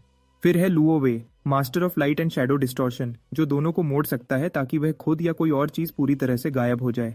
मैनी के साथ ये trio illusory light celestial curtain बनाता है, एक पॉकेट डायमेंशन जो किंग लेवल के दुश्मन को छोड़कर सबको अंदर ट्रैप कर लेता है। उस वर्ल्ड में वह टेरेन को अपनी मर्जी से बदल सकते हैं, जिससे बैरियर टीम का यह अल्टीमेट वेपन सेलेस्टियल फॉक्सेस के इल्यूजन्स के खिलाफ एक डेडली काउंटर बन जाता है। 2 फॉक्स वुमेन सड़कों पर टहल रही हैं जब एक दूसरी से अर्ज करती है कि यूए एयर याई एक ह्यूमन को पकड़े, पर रिफ्यूज करते हुए याई कहती है कि सिटी में पहले ही काफी तनाव है, और वह यूए एयर याई ऐसे पूछती है कि क्या उसे कुछ अजीब लग रहा है। याई हिचकिचाती है, फिर एडमिट करती है कि हाँ, यह अजीब है कि सारे ह्यूमंस अचानक से गायब कैसे हो गए। उसी पल एक गोल्डन बीम आसमान से नीचे आता है। अटैकर इस बात से नाराज है कि वह एक ही बार में खत्म नहीं हुआ। याई तुरंत पहचान जाती है कि यह वही है जो पर्ल सिटी में उनके लोगों का शिकार कर रहा है, और वार्न करती है कि रीइंफोर्समेंट्स आने पर उसे पछतावा होगा। गोल्डन बॉय जिन्बो बस उन्हें धमकी देता है कि बुला लो उनको। जांग की इंटेल के अकॉर्डिंग जिन्बो लेवल 32 पर है, जबकि वह 2 फॉक्सेस मुश्किल से लेवल 25 तक पहुंची है। उसके लिए यह फाइट तो है ही नहीं। वेरेन ये जिन्बो पर कूदते हैं, श्योर हैं कि वह बस एक कॉकी फूल है, पर गोल्डन बॉय उन्हें हेड ऑन मिलता है। एक स्ट्राइक जिसे याई ने ब्लॉक करने का सोचा था, उससे उसकी स्लीव फट जाती है, जिससे यी का गुस्सा और बढ़ जाता है। वह फ्रीक शॉक्ड है कि उसके जैसे लोग इस बंदे से हार गए। वह चार्ज करती है, लेकिन एक गोल्डन पंच उसे पीछे की तरफ धक्का देता है और वह हवा में उड़ते हुए गिर जाती है, और जिन्बो का जवाब डिलीवर हो जाता है। यू एयर याई गुस्से में जिन्बो पर झपटती है, पर वह वक्त रहते उसकी बाह को पकड़ लेता है। वह टॉन्ट करता है कि उसकी पावर एम्बुशेस में काम करती है, फेस टू फेस कॉम्बैट में नहीं। उसके जोर से पकड़ने की वजह से याई की चीख निकल जाती है और वह ये को बचाने के लिए बुलाती है। पर जिन्बो याई को सीधा ये की तरफ उछाल देता है, जिससे दोनों टकराकर एक तरफ गिर जाते हैं। फिनिशिंग ब्लो के लिए जिन्बो हवा में ऊंचा उड़ता है और एक जबरदस्त किक मारता है जो दोनों दुश्मनों को जमीन में दे मारता है। हार के बाद भी वह समझ नहीं पा रहे कि वह फेल क्यों हुए और वह जाल में पहले ही फंस चुके थे। जिन्बो रुकता नहीं, एक और स्ट्राइक यूज करता है जो एरिया को गोल्डन थंडर में धमाके से उड़ा देता है। ऊपर से जांग सेसी के साथ देख रहा है। सेसी जिन्बो की ताकत को कॉम्बैट डिवीजन के लीडर के रूप में नोट करती है, जबकि जोंग बस हंसता है और कहता है कि उसकी आउटफिट तो सुपरस्टार की तरह चिल्ला रही है रियल वर्ल्ड में वापस आकर। शुबाई ने ल्यू सिशन को बताया कि म्यूटेटेड बीस्ट्स शहर के बाहर जमा हो रहे हैं। सब बेचैन हैं, जैसे कोई उन्हें उकसा रहा हो। अगर वह दीवार तोड़ के अंदर आ गए तो illusory light celestial curtain overload हो सकती है। सीसी ने फील्ड असेसमेंट का ऑर्डर दिया और शुबाई ने जांग को साथ ले जाने का सुझाव दिया। अच्छी कॉम्बैट ट्रेनिंग हो जाएगी और उसकी मार्क्ड फॉक्सेस तो पहले से ही कॉम्बैट टीम के रेडार पर हैं। सेल्फ समनर सोचता है कि क्या इसका कनेक्शन उन्हीं स्टॉर्म वुल्फ्स से है जिनसे सिस्टर चैंग टकराई थी। फिर सीसी ने जांग से शहर के बाहर मदद मांगी और उसे अश्योर किया कि उसकी ब्लैकस्मिथ शॉप पर लोग गार्ड करेंगे। ज्यादा जोर देने पर उसने ऐड किया कि वह अभी उनके बॉस से बात कर रही थी। वह कोई है जिससे जांग इस मिशन के बाद मिलेगा। जब वह शहर के बाहर जा रहे थे, जेम जंकी ने बोला कि इतने अरसे बाद वह पहली बार वॉल्स के बाहर आया है और उन अजीब प्लांट्स के बारे में पूछा। सीसी ने तुरंत उसे रोका, एक प्लांट के फायर होने से ठीक पहले जो जांग को लगते लगते बचा। उसने समझाया कि यह हाइड्रोक्लोरिक एसिड ग्रास है जो डेंजरसली करोसिव है और अब इसका फ्रूटिंग सीजन चल रहा है। जब इसके पॉड्स पक जाते हैं तो फायरवर्क्स की तरह एक्सप्लोड होते हैं, सीड्स हर जगह फैलाते हैं, इसलिए उसे ध्यान से चलना पड़ेगा। उसने ये भी बताया कि एक खास म्यूटेटेड बीस्ट इस ग्रास को खाता है और वही उसका पहला ओपोनेंट होगा। तब तक वह icy lady mutant beast riot को स्काउट करने चली गई और जांग को वार्न किया कि ज्यादा दूर मत भटकना। जब उसने एक बनी को प्लांट्स खाते देखा तो सेल्फ समनर ने उसे एनालाइज किया। यह एक कॉस्टिक एक्वा बनी है, एक लो लेवल म्यूटेंट जिसका 3 स्टार पोटेंशियल है, लेवल 9, जो अपने कानों की ग्लैंड से कोरोसिव एसिड फायर कर सकता है। जांग को तो यह डमी लग रहा था, पर आर्मर्ड वेनम टेल रैट से ज्यादा स्ट्रॉन्ग। ठीक उसी वक्त उसने गार्ड डाउन होने का फायदा उठाया और स्ट्राइक किया, पर वह क्यूट सी रैबिट आसानी से डॉज हो गया। उसका पर्ल फिस्ट पीछे से आया, पर बनी ने उल्टा एसिड शॉट से काउंटर कर दिया। उसकी रेंज देखकर जांग हैरान रह गया और उसके अटैक से हाइड्रोक्लोरिक एसिड ग्रास ट्रिगर हो गई। पूरा फील्ड केओस में बदल गया। समझ गया कि ब्रूट फोर्स काम नहीं करेगा तो सेल्फ समनर ने अपनी बॉडी को ऑटो पायलट पर छोड़ दिया। एसिड ब्लास्ट से बच रहा था और फाइट को एनालाइज कर रहा था। एसिड फायरवर्क्स उसके आसपास एक्सप्लोड हो रहे थे और बनी के शार्प सेंसेस और लाइटनिंग रिफ्लेक्सेस उसके स्नीक अटैक्स को बेकार कर रहे थे। कितना चालक था, रेंज से फायर कर रहा था और एसिड का असर नहीं हो रहा था और जांग को पके हुए हाइड्रोक्लोरिक एसिड ग्रास की तरफ गाइड कर रहा था। एक एक्वा शॉट को रंगे हाथों से ब्लॉक करने के बाद जांग ने नोट किया कि उसकी फ्लेम्स एसिड को उससे जलाने से रोक रही है। बनी और अग्रेसिव हो गया। एसिड लगातार स्प्रे कर रहा था तो जांग ने अपना फायर डिवाउरर स्किल यूज किया। कोरोसिव प्रोजेक्टाइल्स इवेपोरेट हो गए। उसने रियलाइज किया कि सीसी ने उसे इस टास्क के लिए क्यों ट्रस्ट किया। यह उसके करंट लेवल से ज्यादा था, पर उसने ये बर्डन उठाया, ये जानते हुए कि फेलियर के आउटकम्स भी हो सकते हैं। उधर बनी गुस्से में था कि उसका एसिड वेस्ट हो गया। ये आने वाले चैलेंज का जीता जागता रिमाइंडर था। ठीक उसी वक्त सेल्फ समनर को एक जाना पहचाना शिफ्ट फील हुआ, क्योंकि लो लेवल बीस्ट्स की अक्सर सेकंड फेजेस होती हैं। कॉस्टिक एक्वा बनी पूरी स्पीड से उसकी तरफ लपका। क्लॉज से एसिड गिर रहा था। मिड ब्लॉक में जांग के आर्म पर एक स्वाइप लगा। उसने जाना कि बनी ने रेंज्ड अटैक्स छोड़कर क्लोज कॉम्बैट शुरू कर दिया है। उसने आगे बढ़ाया, fire to power, flame reserves और ओवरराइडिंग को कंबाइन किया और बिना जले खुद को फ्लेम्स में लपेट लिया। उसके रिजर्व्स 100 में से 43 पर गिर गए, जिसका मतलब था कि उसे यह जल्दी खत्म करना होगा। उसने बनी को कॉर्नर किया और स्ट्राइक किया। उसकी आखिरी डॉज से उसके रिजर्व्स 0 हो गए, पर बिल्कुल उसी तरह जैसे उसने प्लान किया था। उसने फायर टू पावर एक्टिवेट किया। अब्जॉर्ब फ्लेम्स से उसने आग को वापस अपने रिजर्व्स में खींच लिया, फाइट जारी रखने के लिए तैयार। उधर जांग ने डैगर्स फेंके, बनी के मिड एयर डॉजेस को टेस्ट करते हुए। एक स्ट्राइक कनेक्ट हुआ, उसे क्रिस्प तक जला दिया। फिर भी उसके स्टैट्स ने दिखाया कि वह अभी जिंदा है। उसने फिर एक ब्रूटल स्टैब किया और लेवल 9 बीस्ट से एक्सपेक्ट किए गए 2 स्टैट पॉइंट्स उसे मिले। हालांकि उसका लेवल नहीं बढ़ा। जितना ऊपर वह चढ़ रहा था उतना ही लेवलिंग मुश्किल हो रहा था। इससे पता चलता है कि स्टैट्स क्यों अक्सर लेवलिंग के बिना बढ़ जाते हैं। फायर डिवाउरर ने 1000 टोटल फ्लेम अब्जॉर्प्शन टच किया, इंटरमीडिएट स्टेज पर पहुंच गया और उसके रिजर्व्स बढ़कर 300 हो गए। उसका स्किल लेवल अप हो गया, जिससे यह फाइट जितनी एक्सपेक्ट की थी उससे कहीं ज्यादा रिवॉर्डिंग बन गई। फिर भी जांग ने साइंस मिस कर दिए जब तक उसने एसिड बनीज के झुंड को घूरते हुए नहीं देखा। उस पल वह खुद को रोक नहीं पाया और एफ से शुरू होने वाला एक सिंगल अजीब सा सिलेबल निकाला। फायर डिवाउरर रिजर्व्स गिरकर 100 में से 2 पर आ गए और जांग को पता था कि उसकी फ्लेम्स खत्म होने वाली हैं। हंड्रेड्स ऑफ आइज उस पर टिक गए जब वह फ्रेंजिड बनीज से घिरा हुआ था। उसकी इंस्टिंक्ट ने उसे पेंडेंट एक्टिवेट करने को कहा, पर सारे बनीज पूरी स्पीड से चार्ज कर रहे थे। उसके पास भागने के अलावा कोई चारा नहीं था। दौड़ते हुए उसने खुद से कहा कि समझदारी बहादुरी का सबसे अच्छा हिस्सा होती है और सीसी की मदद के लिए कोल्ड जेड को जला दिया। अपनी कोशिशों के बावजूद रिलेंटलेस बनीज ने जल्दी ही उसे कॉर्नर कर लिया।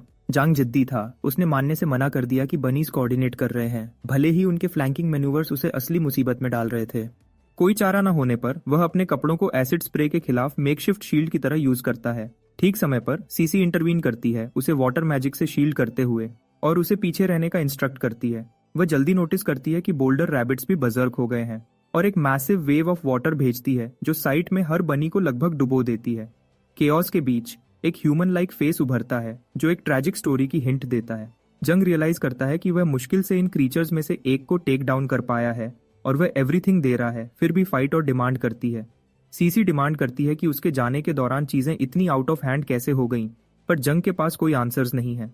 वह कंफर्म करती है कि केओस खत्म नहीं हुआ और अपनी सोर्ड ड्रॉ करती है, सबको फिनिश करने के लिए रेडी, फिर भी फाइट खत्म नहीं होती। अचानक बनीज फिर से सर्च करते हैं। अल्फा के डेड होने पर हर्ड को कोलैप्स करना चाहिए, पर बचे हुए स्टबर्न हैं, किसी चीज पे फिक्सेटेड।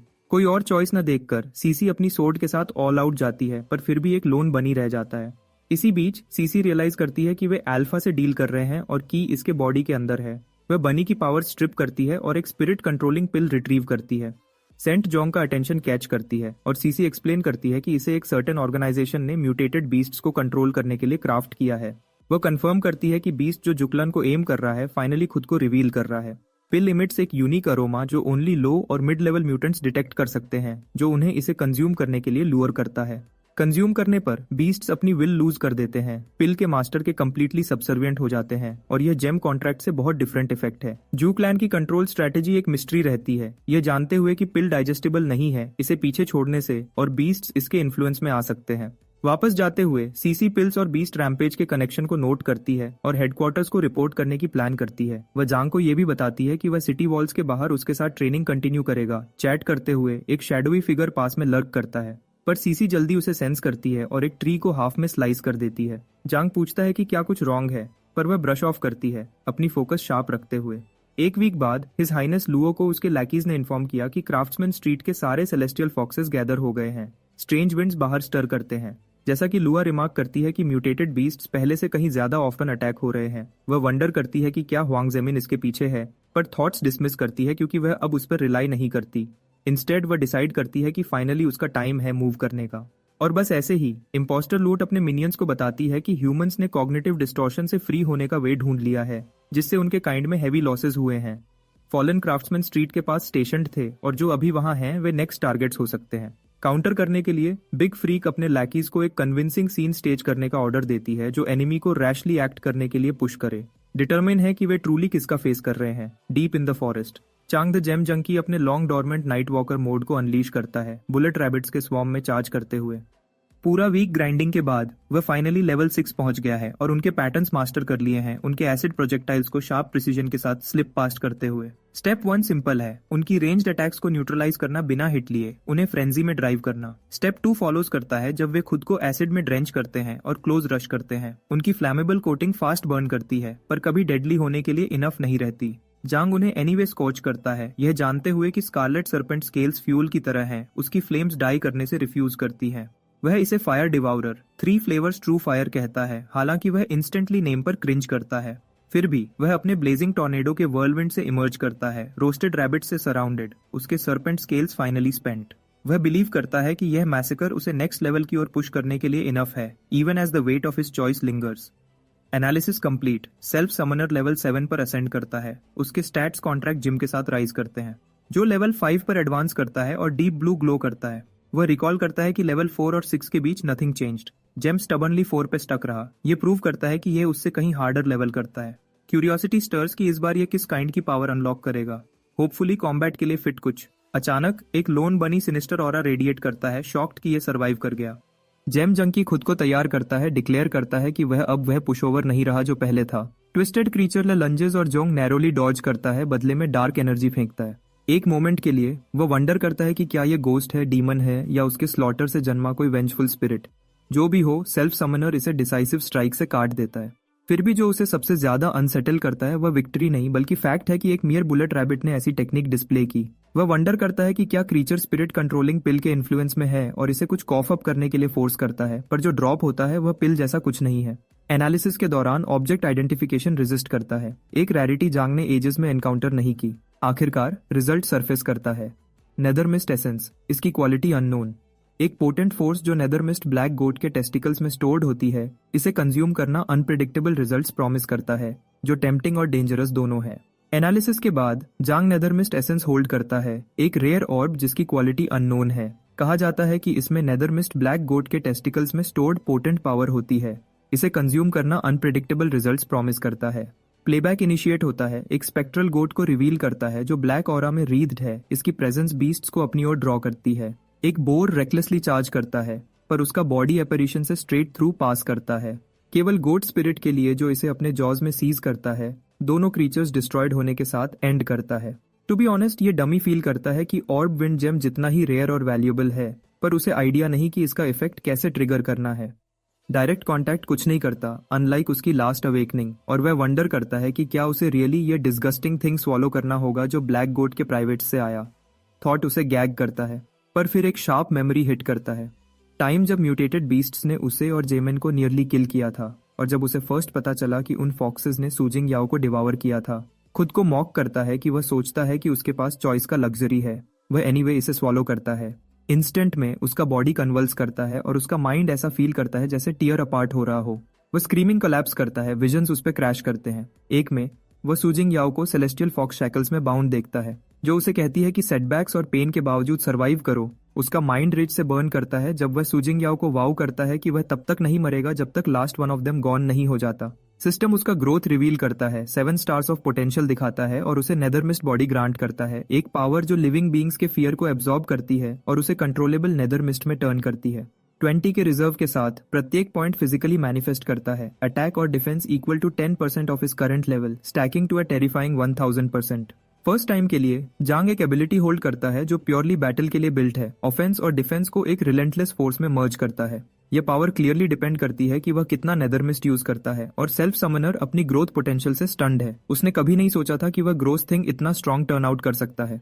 फिर भी किसी रीजन से क्राई बेबी बॉलिंग रोक नहीं पाता, इमोशंस जो वह अंडरस्टैंड भी नहीं करता, केवल सर्टेनिटी कि वह सूजिंग याओ का एवेंज करेगा। कुछ ड्यूड्स रश करते हैं पूछने की क्या वह ओके है, पर उसके फ्रेंड्स उन्हें उसे अलोन छोड़ने और म्यूटेटेड बीस्ट्स आने से पहले सिटी के अंदर जाने को अर्ज करते हैं। जब एक इंसिस्ट करता है, जेम जंकी का ऑमिनस ऑरा फ्लेयर करता है, उन्हें स्केयर ऑफ करता है। टोटली क्लूलेस, वह बस मटर करता है कि वह फाइन है, केवल रियलाइज करने के लिए कि उसका नेदर मिस्ट रिजर्व 35 पर जंप कर गया है। तब उसे हिट करता है। वह अदर्स के फियर को एब्जॉर्ब कर सकता है और उसे नेदर मिस्ट में कन्वर्ट कर सकता है। ये मिस्ट रेगुलर एनर्जी की तरह नहीं है, ये उसकी विल के बेंड होती है और उसे एनीथिंग में शेप किया जा सकता है जो वह इमेजिन करता है। वह वंडर करता है कि ये थिंग रियली कितना पावरफुल है और इसे वीकेस्ट स्ट्राइक के साथ टेस्ट करता है। Single point of nether mist एक मैसिव ट्री को 1 क्लीन कट में क्लीव करता है, उसे स्टंट छोड़ता है। जब वह 10 पॉइंट्स पोर करता है, जायंट ट्रंक काउंटलेस फ्रैगमेंट्स में शैटर हो जाता है। क्राई बेबी रियलाइज करता है कि यह स्किल इनक्रेडिबली वर्सेटाइल है, एक ट्रू वेपन जो हाई लेवल म्यूटेटेड बीस्ट्स के खिलाफ भी खड़ा हो सकता है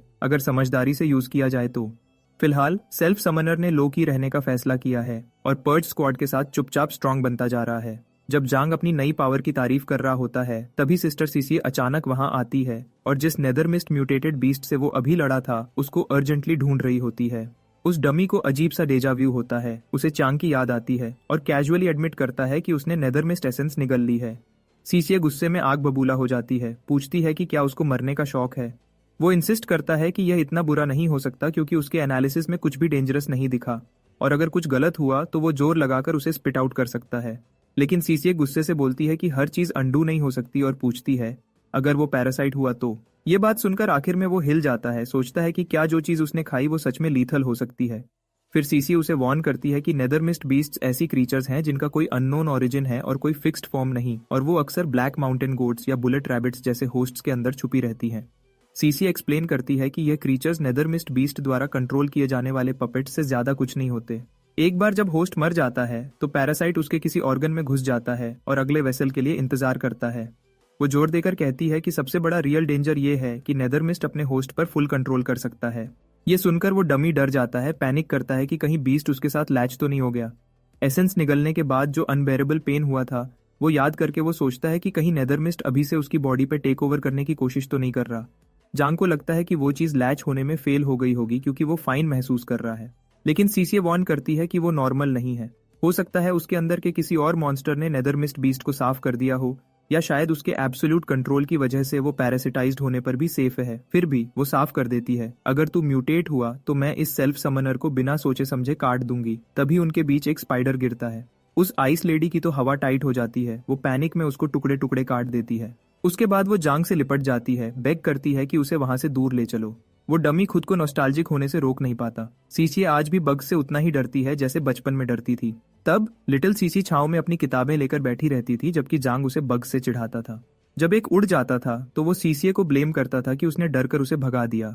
वो बस उसे सिली कहती थी कि वो बग से दोस्ती करना चाहता है बजाय ऑर्फनेज के दूसरे बच्चों के। जिस बात ने उसे सच में बॉदर किया वो ये थी कि वो जानता था कि वो बच्चे एक दिन चले जाएंगे। तो उस दिन सीसी ने वादा किया था कि वो उसकी फ्रेंड रहेगी, चाहे कुछ भी हो। प्रेजेंट में वापस आकर थोड़ी देर हग करने के बाद वो आइस लेडी स्नैप आउट करती है और डमी को इतने जोर से पकड़ने के लिए अपनी ग्लेयर से फ्रीज कर देती है। अपने यूजुअल सेल्फ में लौटकर वो उसे वार्न करती है कि जिन खतरों को वो नहीं समझता उन्हें अंडर एस्टिमेट ना करे। इस दुनिया में फ्री लंच जैसी कोई चीज नहीं होती। इस बार वो लकी हो गया होगा, पर वो दोबारा अपनी गार्ड नीचे नहीं कर सकता। सेल्फ समनर रियलाइज करता है कि सीसीए पर्ज स्क्वाड ज्वाइन करने के बाद से डिस्टेंट और कोल्ड दिख सकती है, पर अंदर से वो वैसी ही है, हमेशा उसका ख्याल रखती है। तभी एक नोटिफिकेशन सीसी को पर्ल सिटी वापस बुलाता है। इसके साथ ही उनका इन्वेस्टिगेशन और उसकी स्पेशल ट्रेनिंग फिलहाल खत्म हो जाती है। जब पूछा जाता है तो आइस लेडी एक्सप्लेन करती है कि उनके टीम लीडर को सेलेस्टियल फॉक्सेस ने बुरी तरह जख्मी कर दिया है, इसलिए उसे सपोर्ट देने के लिए तुरंत वापस जाना पड़ेगा। यह सुनकर वो डमी शॉक हो जाता है, सजेस्ट करता है कि सिटी के बाहर की अदर टीम्स से बैकअप बुलाओ, पर सीसी अपना सिर हिलाती है। दूसरों को अलर्ट करने से फॉक्सेस को टिप ऑफ मिल सकता है, और वैसे भी सिटी वॉल्स के बाहर थिंग्स ऑलरेडी काफी कॉम्प्लिकेटेड है। वो उसे अपने साथ आने को कहती है, वादा करती है कि रास्ते में सब कुछ एक्सप्लेन करेगी। रास्ते में वो आइसोलेटेड एक्सप्लेन करती है कि सिटी के बाहर क्या सिचुएशन है। ये किसी को नहीं पता कि ये सब कब शुरू हुआ, पर जब से कैटेक्लिज्म हुआ है म्यूटेटेड बीस्ट्स रन वाइल्ड हो गए हैं, जिस वजह से सर्वाइवर्स को जो थोड़ा बहुत बच गया था उसके चारों तरफ वॉल्स बिल्ड करनी पड़ी। ट्रैवल इतना डेंजरस होने की वजह से आउटसाइड वर्ल्ड की मैपिंग की जिम्मेदारी इन्वेस्टिगेशन टीम और कुछ इंडिपेंडेंट अवेकनर्स पर आ गई है। उनके लेटेस्ट इंटेल के मुताबिक पर्ल सिटी के आसपास के एरिया में बीस्ट्स की लोएस्ट कॉन्सेंट्रेशन है। बस कुछ इधर उधर बिखरे हुए विलेजेस और कुछ घूमने वाले सैवेजेस हैं। उसके बाद सी है, पर कोई आगे एक्सप्लोर करने की हिम्मत नहीं करता। एपेक्स लेवल म्यूटेटेड बीस्ट्स उन पानियों पर रूल करते हैं और किसी एक इंसान को भी नहीं पता कि होराइजन के पार कोई और सिटीज एग्जिस्ट करती हैं या नहीं। तो सी के उस पार क्या है, ये एक कंप्लीट मिस्ट्री ही बना हुआ है।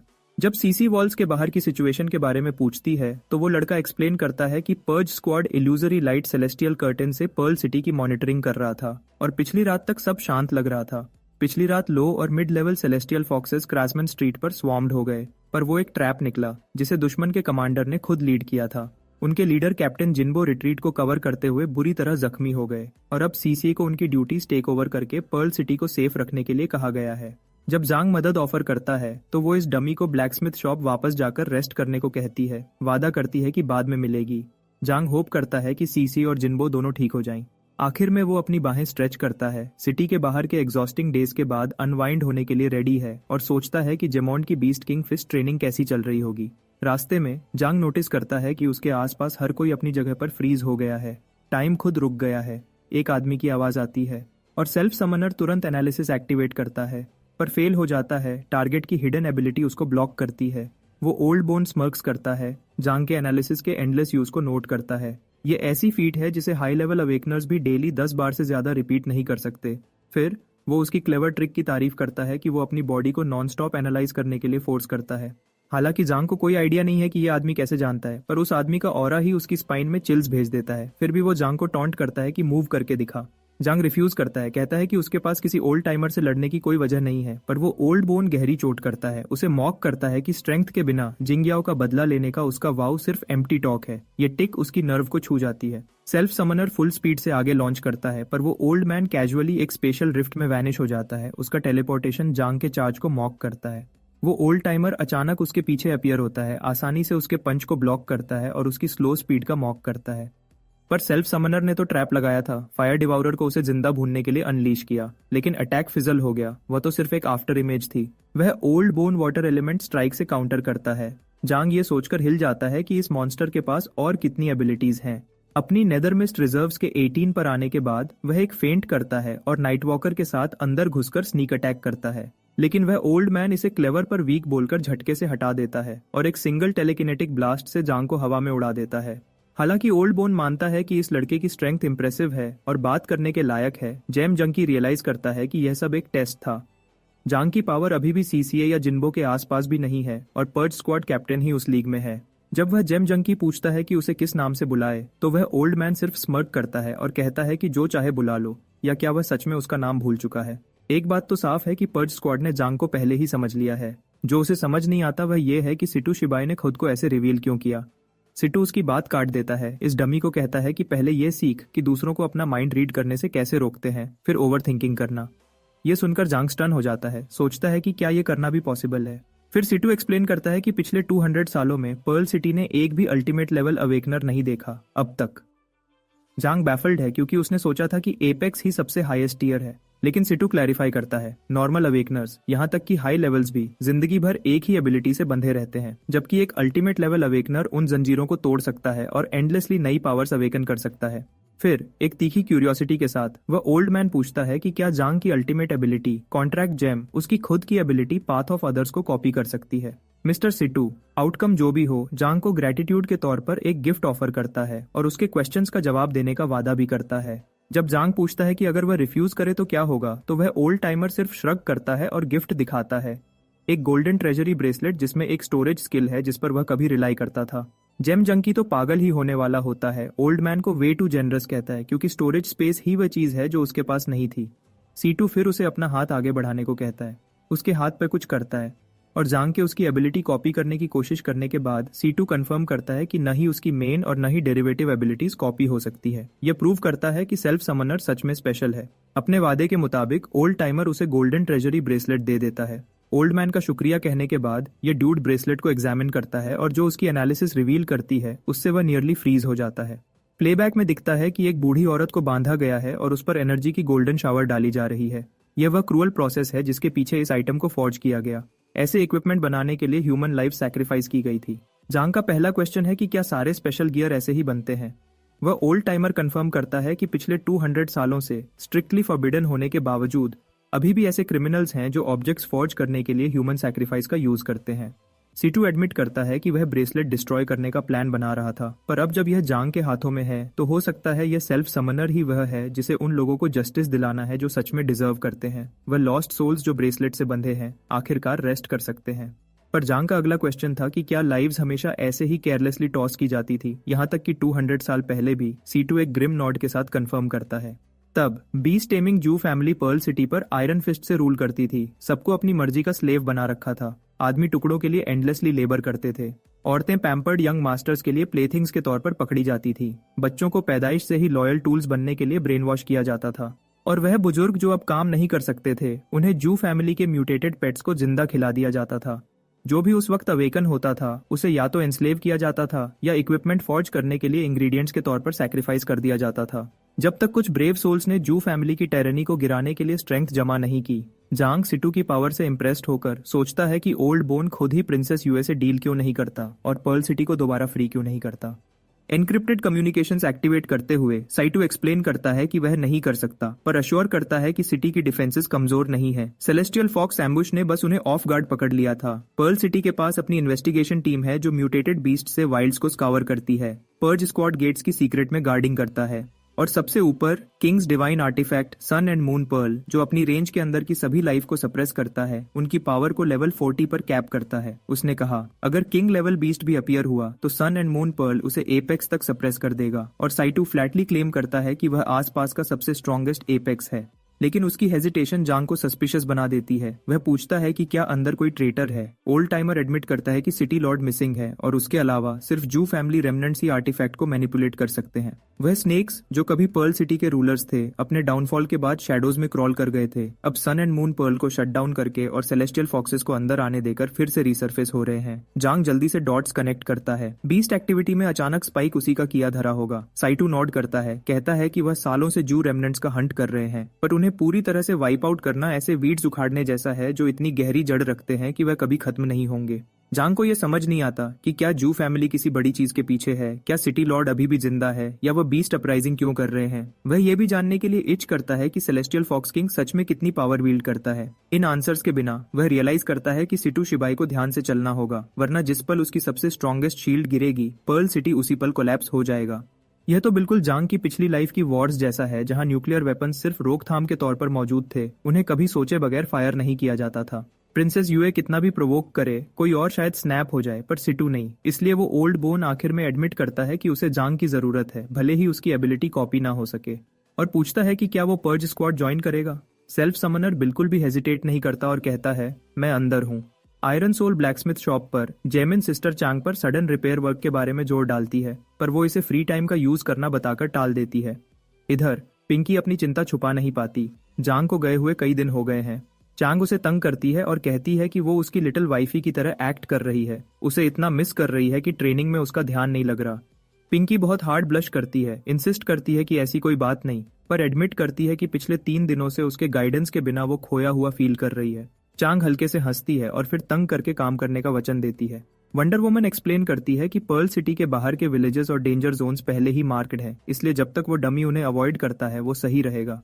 वो कंफर्म करती है कि वहाँ विलेजर्स हैं, पर ज्यादातर आइसोलेटेड बैकवर्ड हैं, और तो और म्यूटेटेड बीस्ट्स की पूजा करते हैं। उसकी जेमिन को एडवाइस है कि अगर वो ऐसी किसी जगह से टकरा जाए तो आगे बढ़ती रहे, वरना नौकर या बलिदान बनने का रिस्क है।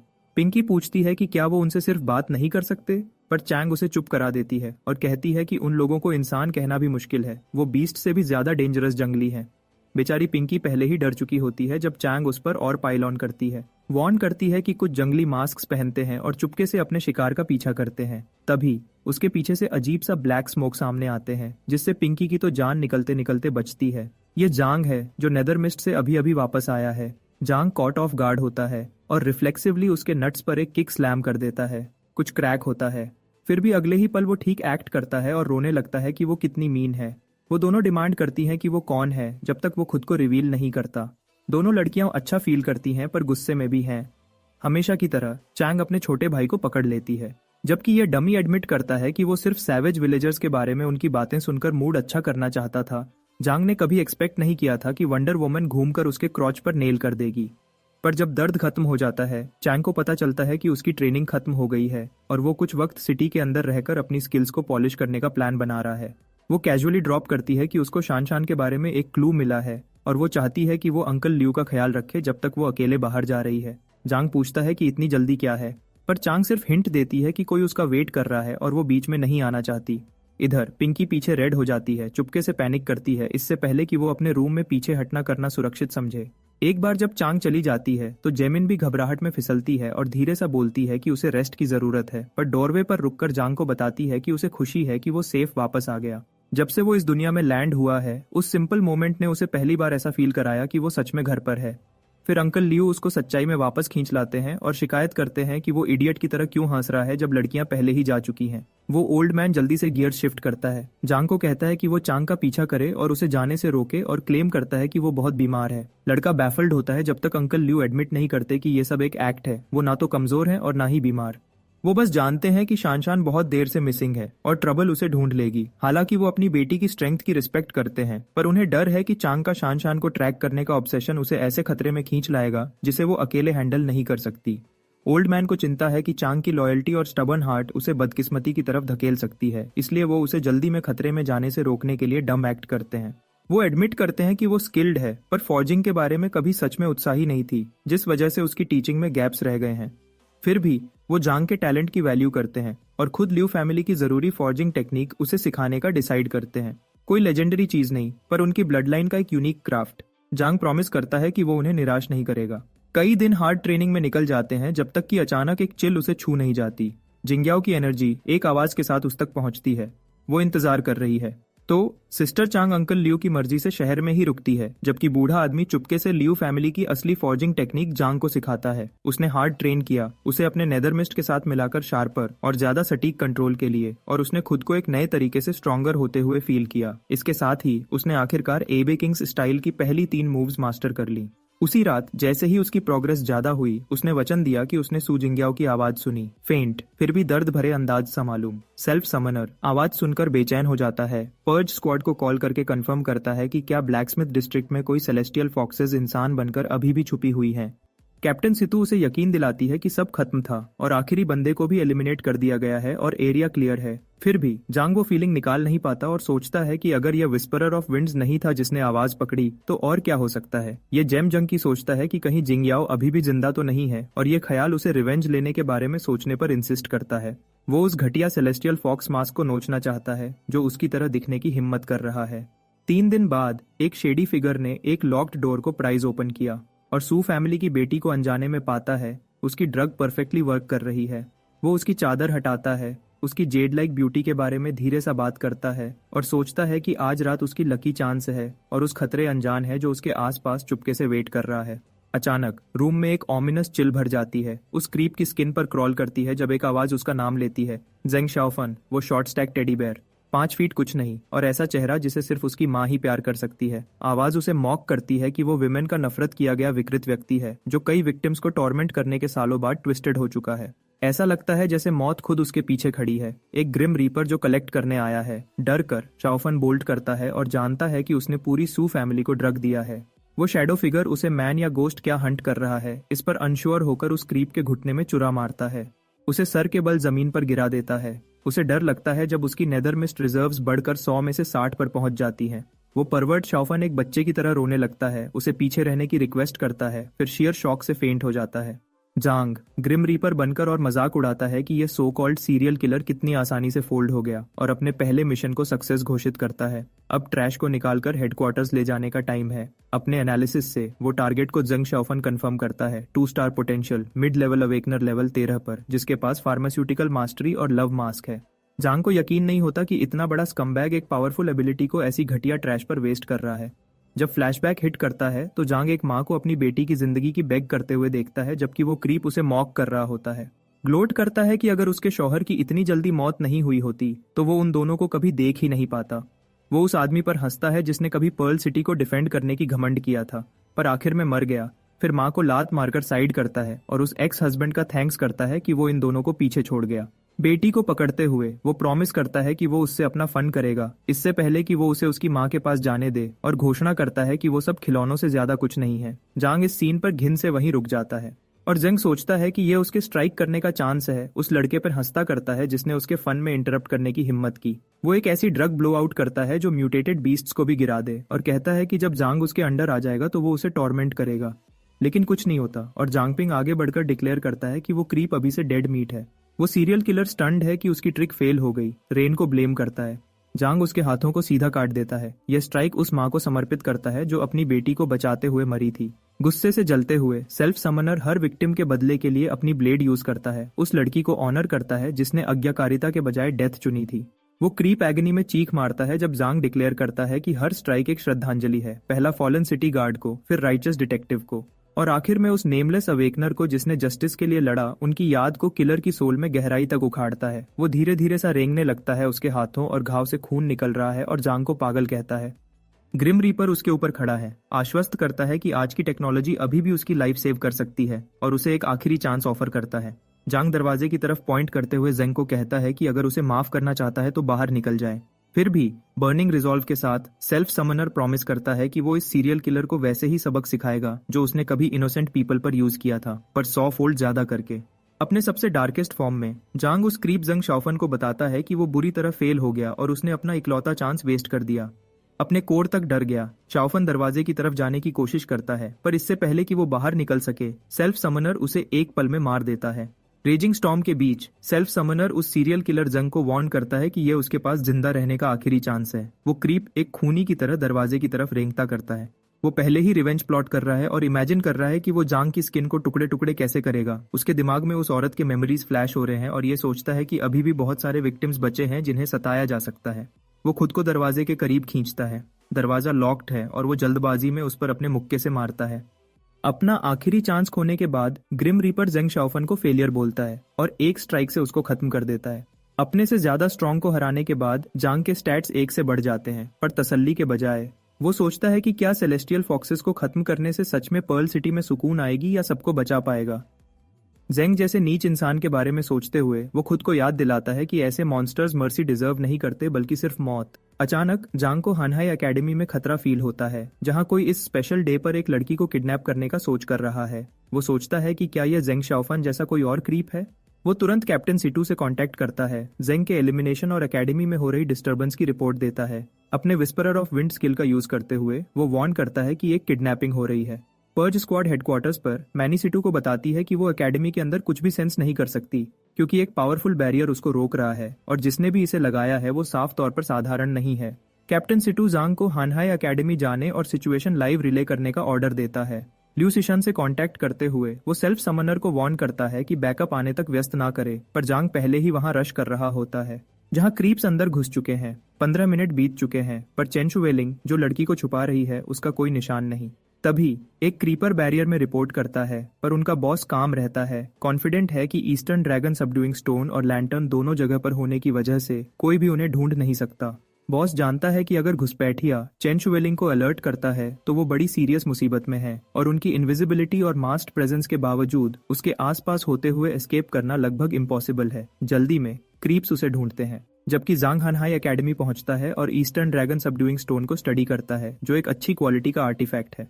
उसकी एनालिसिस बताती है कि यह एक बैटल ब्रेकिंग बैरियर है जो 4 ड्रैगन्स ऑफ डूइंग स्टोन्स से फॉर्ज की गई है। ये अपने यूजर्स को छुपाने के साथ साथ ज्यादातर बैरियर्स को विघटन और रद्द कर सकती है, प्रैक्टिकली एपिक टियर। एक फ्लैशबैक उस पर स्ट्राइक करता है जिसमें इस तरह के टूल को बनाने में लगी इंसानों का बलिदान है, एक ऐसी चीज जो पब्लिक के पास होना बहुत पहले रद्द कर दिया गया था। वो निश्चित है कि वो 3 बड़ी ऑर्गेनाइजेशंस का हिस्सा नहीं है, जो सिर्फ एक ही संभावना छोड़ता है कि वो जू फैमिली के अवशेष हो सकते हैं। बीस्ट टेमिंग जू फैमिली हमेशा से पर्ल सिटी के केओस का दिल रही है। उनकी लेगेसी 200 साल पहले तक चली आती है, जब वो क्रूरता से रूल करते थे, जब तक 3 महान ऑर्गेनाइजेशंस ने मिलकर उन्हें गिरा नहीं दिया। 2 महीने पहले उन्होंने फिर स्ट्राइक किया, सन एंड मून पर्ल को शट डाउन कर दिया और सिटी के नए लॉर्ड को गायब करने की प्लानिंग की। उसके थोड़े ही देर बाद उन्होंने सेलेस्टियल फॉक्सेस यूज किए ताकि फियर और डिसऑर्डर फैला सकें। आधा महीना पहले उन्होंने म्यूटेटेड बीस्ट्स की हॉर्ड्स को सिटी वॉल्स के बाहर जमा करना शुरू कर दिया और अब आज वो हानहे एकेडमी के अंदर मूव कर रहे हैं। उनकी नजर किसी बहुत इंपॉर्टेंट चीज पे है। जांग पिंग अभी भी जोड़ नहीं पा रहा कि जू फैमिली ने सेलेस्टियल फॉक्सेस को शहर में क्यों आने दिया या इन बीस्ट हॉर्ड्स को क्यों जुटाया किया, लेकिन उसे सस्पेक्ट है कि यह मिशन उनका असली एजेंडा रिवील कर सकता है। जिस पल वो अंदर स्टेप करता है उसे मूवमेंट फील होती है और वो अपने नाइट वॉकर स्किल से छुप जाता है। ठीक उसी वक्त क्रीपर्स उस लड़की को बाहर खींच लाते हैं और सरप्राइज्ड हैं कि इंट्रूडर जिसने बैरियर में एंटर किया था वो पहले ही गायब हो चुका है। उनका बॉस लैंटर्न समाप्त करने का ऑर्डर देता है ताकि जो थोड़ी बहुत एनर्जी बची है वो सुरक्षित हो सके। फिर अपना फोकस ड्रैगन सबड्यूइंग स्टोन को सिक्योर करने पर करता है, दृढ़ निश्चयी है कि वो अपनी प्रेजेंस के सारे ट्रेसेस इरेज कर देगा। उन्हें पता नहीं ये सेल्फ समनर इतना शार्प है कि वो उन्हें सेंस कर लेता है और कंफर्म करता है कि एनिमीज जू फैमिली फोर्सेज हैं। एक लेवल 20 एनालाइजर, एक लेवल 17 टेलीकिनेटिक और एक लेवल 15 हिप्नोटिस्ट जो नाइट एंड गेल लैंटर्न से छुपे हुए हैं, जिसकी एनर्जी लो चल रही है। यह टूल प्रेजेंस, सेंट और आइडेंटिटी मास्क करता है। हालांकि इसकी एनर्जी 100 में से 16 पर आ चुकी है और खत्म होने वाली है। उनका टारगेट हान है कि चेन जुंटिंग है, एक लेवल 13 अवेकनर जिसके पास 12 स्टार ग्रोथ और रेयर सेंट्स ब्लड है। ये ऐसी पावर है जो बीस्ट्स को शांत और बॉन्ड करती है। जैसे जैसे ये बढ़ती है निष्क्रिय रूप से स्प्रेड होती है और जो भी इसे पीता है उसे लॉस्ट एबिलिटीज और एंडलेस मिसफॉर्चून का श्राप लग जाता है। सेल्फ समनर को इस लड़की का पोटेंशियल इंसेन लगता है। उसका saint's blood basically contract gem का अपग्रेडेड वर्जन है। वो जानता है कि जू फैमिली जरूर किसी इनोसेंट बीस्ट को कंट्रोल करने के पीछे होगी जब ट्रियो हवा में वैनिश हो जाता है। जांग उनके पीछे भागने को कहता है और मैनी को उनका ट्रेल ट्रैक करने को कहता है। पर्ज स्क्वाड में मैनी रिपोर्ट करती है कि वो आउटस्कर्ट्स की तरफ जा रहे हैं और सीसी टाइम पर नहीं पहुंच पाएगी। जांग बोलता है कि वो उन्हें रोकेगा, लेकिन सिटू उसे अपनी सेफ्टी करने को कहता है, पर कोई चांस नहीं कि यह जेम जंकी जू फैमिली को भागने करने दे। उसे पता है कि उसका नेदरमिस्ट सीसी को जरूरत का टाइम दिला सकता है। मिड एस्केप जू बॉस को एक और नेदरमिस्ट बीस्ट नजदीक आते हुए सेंस होता है और भले ही जांग का भेस नीडिंग फॉर्जिंग टेक्निक की वजह से बना हुआ है, वो जानता है कि एक लेवल 20 एनालाइजर आसपास होने से रिस्की है। जब वो वुल्फ को स्कैन करने की कोशिश करता है तो जांग स्ट्राइक करता है ताकि उसे कट ऑफ कर सके। बॉस को हुआंग को ऑर्डर देने पर फोर्स होना पड़ता है कि वो बीस्ट को हिप्नोटाइज करे। उनके सरप्राइज के लिए ये सच में वर्क करता है, मगर सेल्फ समनर की इन्फिनिट मेंटल एनर्जी की वजह से वो सुरक्षित है। वो उनके साथ खेलता है और दिखाता है कि वो कंट्रोल में है। इससे पहले कि वो पास से अटैक करे और बुरी तरीके हुआंग के शोल्डर पर अपने दांत गाड़ दे, वो टेलीकिनेटिक स्नैप करता है और वुल्फ को हुआंग को छोड़ने का ऑर्डर देता है, जबकि जांग उसे नीचे गिराकर लेवल अप होकर 9 पर पहुंच जाता है। उस रोमांच से गुनगुनाता है कि अब सिर्फ 2 ही बचे हैं। अगला बंदा क्रशिंग ग्रेविटी यूज करता है और नेदरमिस्ट वुल्फ के अंदर सेल्फ समनर खुद को पिंड और उसे हिलने में मुश्किल होती है। बॉस तुरंत उसे जांच करता है। रिवील होता है कि वुल्फ पर्ज स्क्वाड का जांगपिंग है, एक लेवल 9 रुकी जिसकी एबिलिटीज अननोन है और आयरन सोल ब्लैकस्मिथ शॉप से रिश्ता है। इस डिस्कवरी से फायर्ड अप होकर बॉस उसे तंग करने के लिए कहता है कि हिम्मत कैसे हुई हीरो बनने की, और कहता है कि सिटू के स्क्वाड के किसी भी बंदे को नहीं छोड़ेगा। अब जांग बस काम रह सकता है और अपना अगला मूव कर सकता है। एनालाइजर में ऑफेंसिव स्किल्स की कमी हो सकती है, पर उसका एपिक रैंक्ड वेपन जांग का असल रूप अब सामने आ रहा है। जांग जल्दी रियलाइज करता है कि जू फैमिली की स्ट्रेंथ ज्यादातर उनके उपकरण में है। लकीली उनमें से कोई भी नेदरमिस्ट एक्टिवेशन में गड़बड़ नहीं करता। हालांकि वो सोचता है कि टेलीकिनेटिक उसके स्ट्राइक्स डिफ्लेक्ट क्यों नहीं कर रहा। जब जांग डॉज करता है और ट्रियो के खिलाफ पुश बैक करता है तो टेलीयूजर हुआंगेर अस्यूम करता है कि इसकी एबिलिटी हेवी एनर्जी ड्रेन करती है और ये देखने के लिए रुकता है कि ये कब थकेगा। जल्दी ही जांग को बात समझ आती है। टेलीयूजर बिल्कुल भी डिफ्लेक्ट नहीं कर सकता। इम्पेशेंट होकर वो टेलीब्रेट एक गोल्डन बीम फायर करता है और डिमांड करता है कि जांग किस लिए स्टॉलिंग कर रहा है। इधर सेल्फ समनर अपनी थ्योरी टेस्ट करने के लिए रेडी है। नेदरमिस्ट रिजर्व्स अब 25 पर स्टैक्ड है। ब्लेड्स उसकी तरफ उड़ते हैं और बॉस मॉक करता है कि अपनी अवज्ञा की आखिरी सांसों का मजा ले, पर जांग का स्नीकी काउंटर उन्हें ऑफ गार्ड पकड़ लेता है। जेम जंकी उनकी फ्लॉ पॉइंट आउट करता है कि हुआंगेर को टेलीकिनेसिस यूज करने के लिए अपने हाथों से एम करना पड़ता है, मतलब अगर उसके हैंड्स रिस्ट्रेंड हो गए तो वो यूजलेस है। जांग की स्पीड देखकर वो शॉक्ड है। वो बैरली रिएक्ट कर पाते हैं इससे पहले कि वो टेलीब्रेट को सेकंड्स में चुरा घोंप देता है। निराश होकर वो ब्रैट अपने आप को बिगाड़ता है ताकि उसका सीधा फ्री हो सके और वो जांग की रिस्ट पकड़ लेता है। जबकि बॉस टॉन्ट करता है कि लड़के की एनर्जी खत्म हो रही होगी। जांग बस बीच में मजाक उड़ाता है और फायर पावर यूज करता है। फ्लेम्स उन्हें लपेट लेती हैं जब तक कि वो टेलीब्रेट चिल्लाता नहीं और उसे दूर धकेल नहीं देता। वो आधा जिंदा जल चुका होता है। गोल्डन थंडर उसकी चेस्ट बाइंड कर रहा है। फिर भी जांग मजबूती से खड़ा रहता है जब हुआंगेर उसके ट्रिक्स पर स्नीयर करता है। उसने एक्सपेक्ट नहीं किया था कि उनका गियर फायर प्रूफ होगा, लेकिन वो साफ तौर पर फिनिशिंग ब्लो के लिए तैयार हो रहे हैं। हीरो बस स्माइल करता है और बोलता है, अब टाइम आ गया है। ये सुनकर वो हंसते हैं और सोचते हैं कि उसकी मौत का टाइम आ गया है, पर असली जवाब तब आता है जब वाटर मैजिक स्वीप करता है। उनका बैलेंस बिगाड़ देता है। वो फिर भी जांग पर हमला करते हैं, पर चौंक जाते हैं जब सीसी पीछे से स्ट्राइक करती है और हुआंग को एक ही मूव में आउट कर देती है। बॉस ये देखकर हैरान रह जाता है कि उसने इतनी आसानी से ये कैसे कर दिया। बॉस रियलाइज करता है कि असली ट्रबल अब यहाँ है जब सीसी सीधे उसकी तरफ चार्ज करती है। उसका बैलेंस बिगाड़ देती है। बात करने का कोई टाइम नहीं। फ्यूरियस है कि इस लड़के ने उन्हें इतनी देर तक रोके रखा। उसे रिंग यूज करने पर फोर्स होना पड़ता है। सीसी सडन इलेक्ट्रिक सर्ज को नहीं समझ पाती और उसे रुकने को कहती है, लेकिन बहुत देर हो चुकी है जब पावर स्पाइरल होकर आउट ऑफ कंट्रोल हो जाती है। वो जांग को पकड़ लेती है, उसे सेफ रखती है भले ही वो आउट कोल्ड हो चुका है, और एडमिट करती है कि शर्म की बात है कि वो जू परिवार अवशेष को जिंदा नहीं पकड़ पाए। तभी मैनी की आवाज बीच में आती है। उसे जांग को तुरंत वापस लाने को कहती है। वो अवशेष कर्टन टूट चुका है। यह खबर सुनकर वो हिल जाती है। वो नकली लुआ, जिसे प्रिंसेस यूए के नाम से ज्यादा जाना जाता है। वो बारिश में पर्ल सिटी को देखती है जब जामिंग को बुलाया जाता है। वो सिटी के बाहर म्यूटेटेड बीस्ट्स को इकट्ठा करने की तैयारियों के बारे में पूछती है और उसका नौकर उससे यकीन दिलाता है कि सब रेडी है। अचानक हवा में बिजली का एक तेज झटका लगता है जिससे वो दोनों चौंक जाते हैं। जामिंग तुरंत मिरियड थंडरिंग कॉल को पहचान लेता है और सोचता है कि क्या जू ज़ेयुन किसी मुसीबत में फंस गया है। उसे गुस्सा आता है कि फॉक्स को यह पता चल गया, इसलिए वो इस बात को सिर्फ गरज बोल के टाल देता है, पर यूए को उस पर शक होता है। जब उस पर प्रेशर डाला जाता है, जामिंग जल्दी से एक एक्सक्यूज ढूंढता है। बोलता है कि उसे बचपन से ही थंडर फोबिया है। यूए उस कायर पर ध्यान नहीं देती। उसे पूरा यकीन है कि वो आवाज सिटी वॉल्स के अंदर से आई थी, भले ही अब उसे कुछ दिख नहीं रहा। यूए को वो टाइम याद आता है जब उसने एक आदमी को डेथ्स डोर पर देखा था जो उसकी नाक के नीचे से गायब हो गया था बिना कोई निशान छोड़े।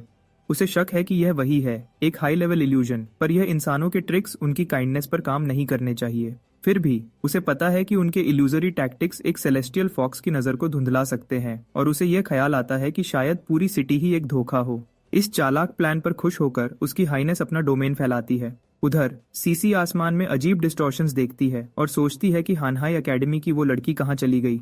एक बात तो कंफर्म है, इल्यूजरी कर्टन अब हट रहा है। पूरी तरह से थका हुआ होने के बावजूद जोंग तब भी सीसी को नाइटिंगेल लैंटर्न यूज करने को कहता है। यूए अपना डोमेन पूरी लिमिट तक फैलाती है और आखिरकार उस चूहे को सैंटेस के साथ भागते हुए देख लेती है। जेमिंग हैरान है कि उसकी हाइनेस ने उसको ढूंढ लिया, पर वो उनके चार्ज को रोक नहीं पाता।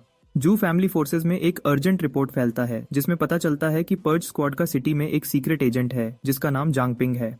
आज रात उनके ऑपरेशन पर अचानक हमला होने के बाद हुआंगसन और हुआंग एर की मौत कंफर्म हो चुकी है रीइंफोर्समेंट्स के बावजूद, और जू ज़ेयुन के पास मिरियड थंडरिंग कॉल को अनलीश करने के अलावा कोई चॉइस नहीं था। वो हिल जाता है जब सुनता है कि जांगपिंग बच गया। और बुरा तो यह कि रिपोर्ट उसे आयरन सोल ब्लैकस्मिथ शॉप से जोड़ती है। अभी के लिए जू फोर्सेस जागिन को सेंट टेस को सिटी से बाहर निकालने का ऑर्डर देते हैं। अचानक लाइन टूट जाती है जब रिपोर्टर लुओस शू को देखता है, जिससे बॉस वहीं फ्रीज हो जाता है।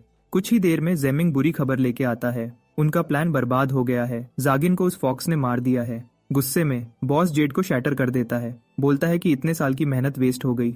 जेमिंग ये भी बताता है कि सेंट टेस अभी भी जिंदा है, जो सेलेस्टियल फॉक्स का सबसे बड़ा डर है।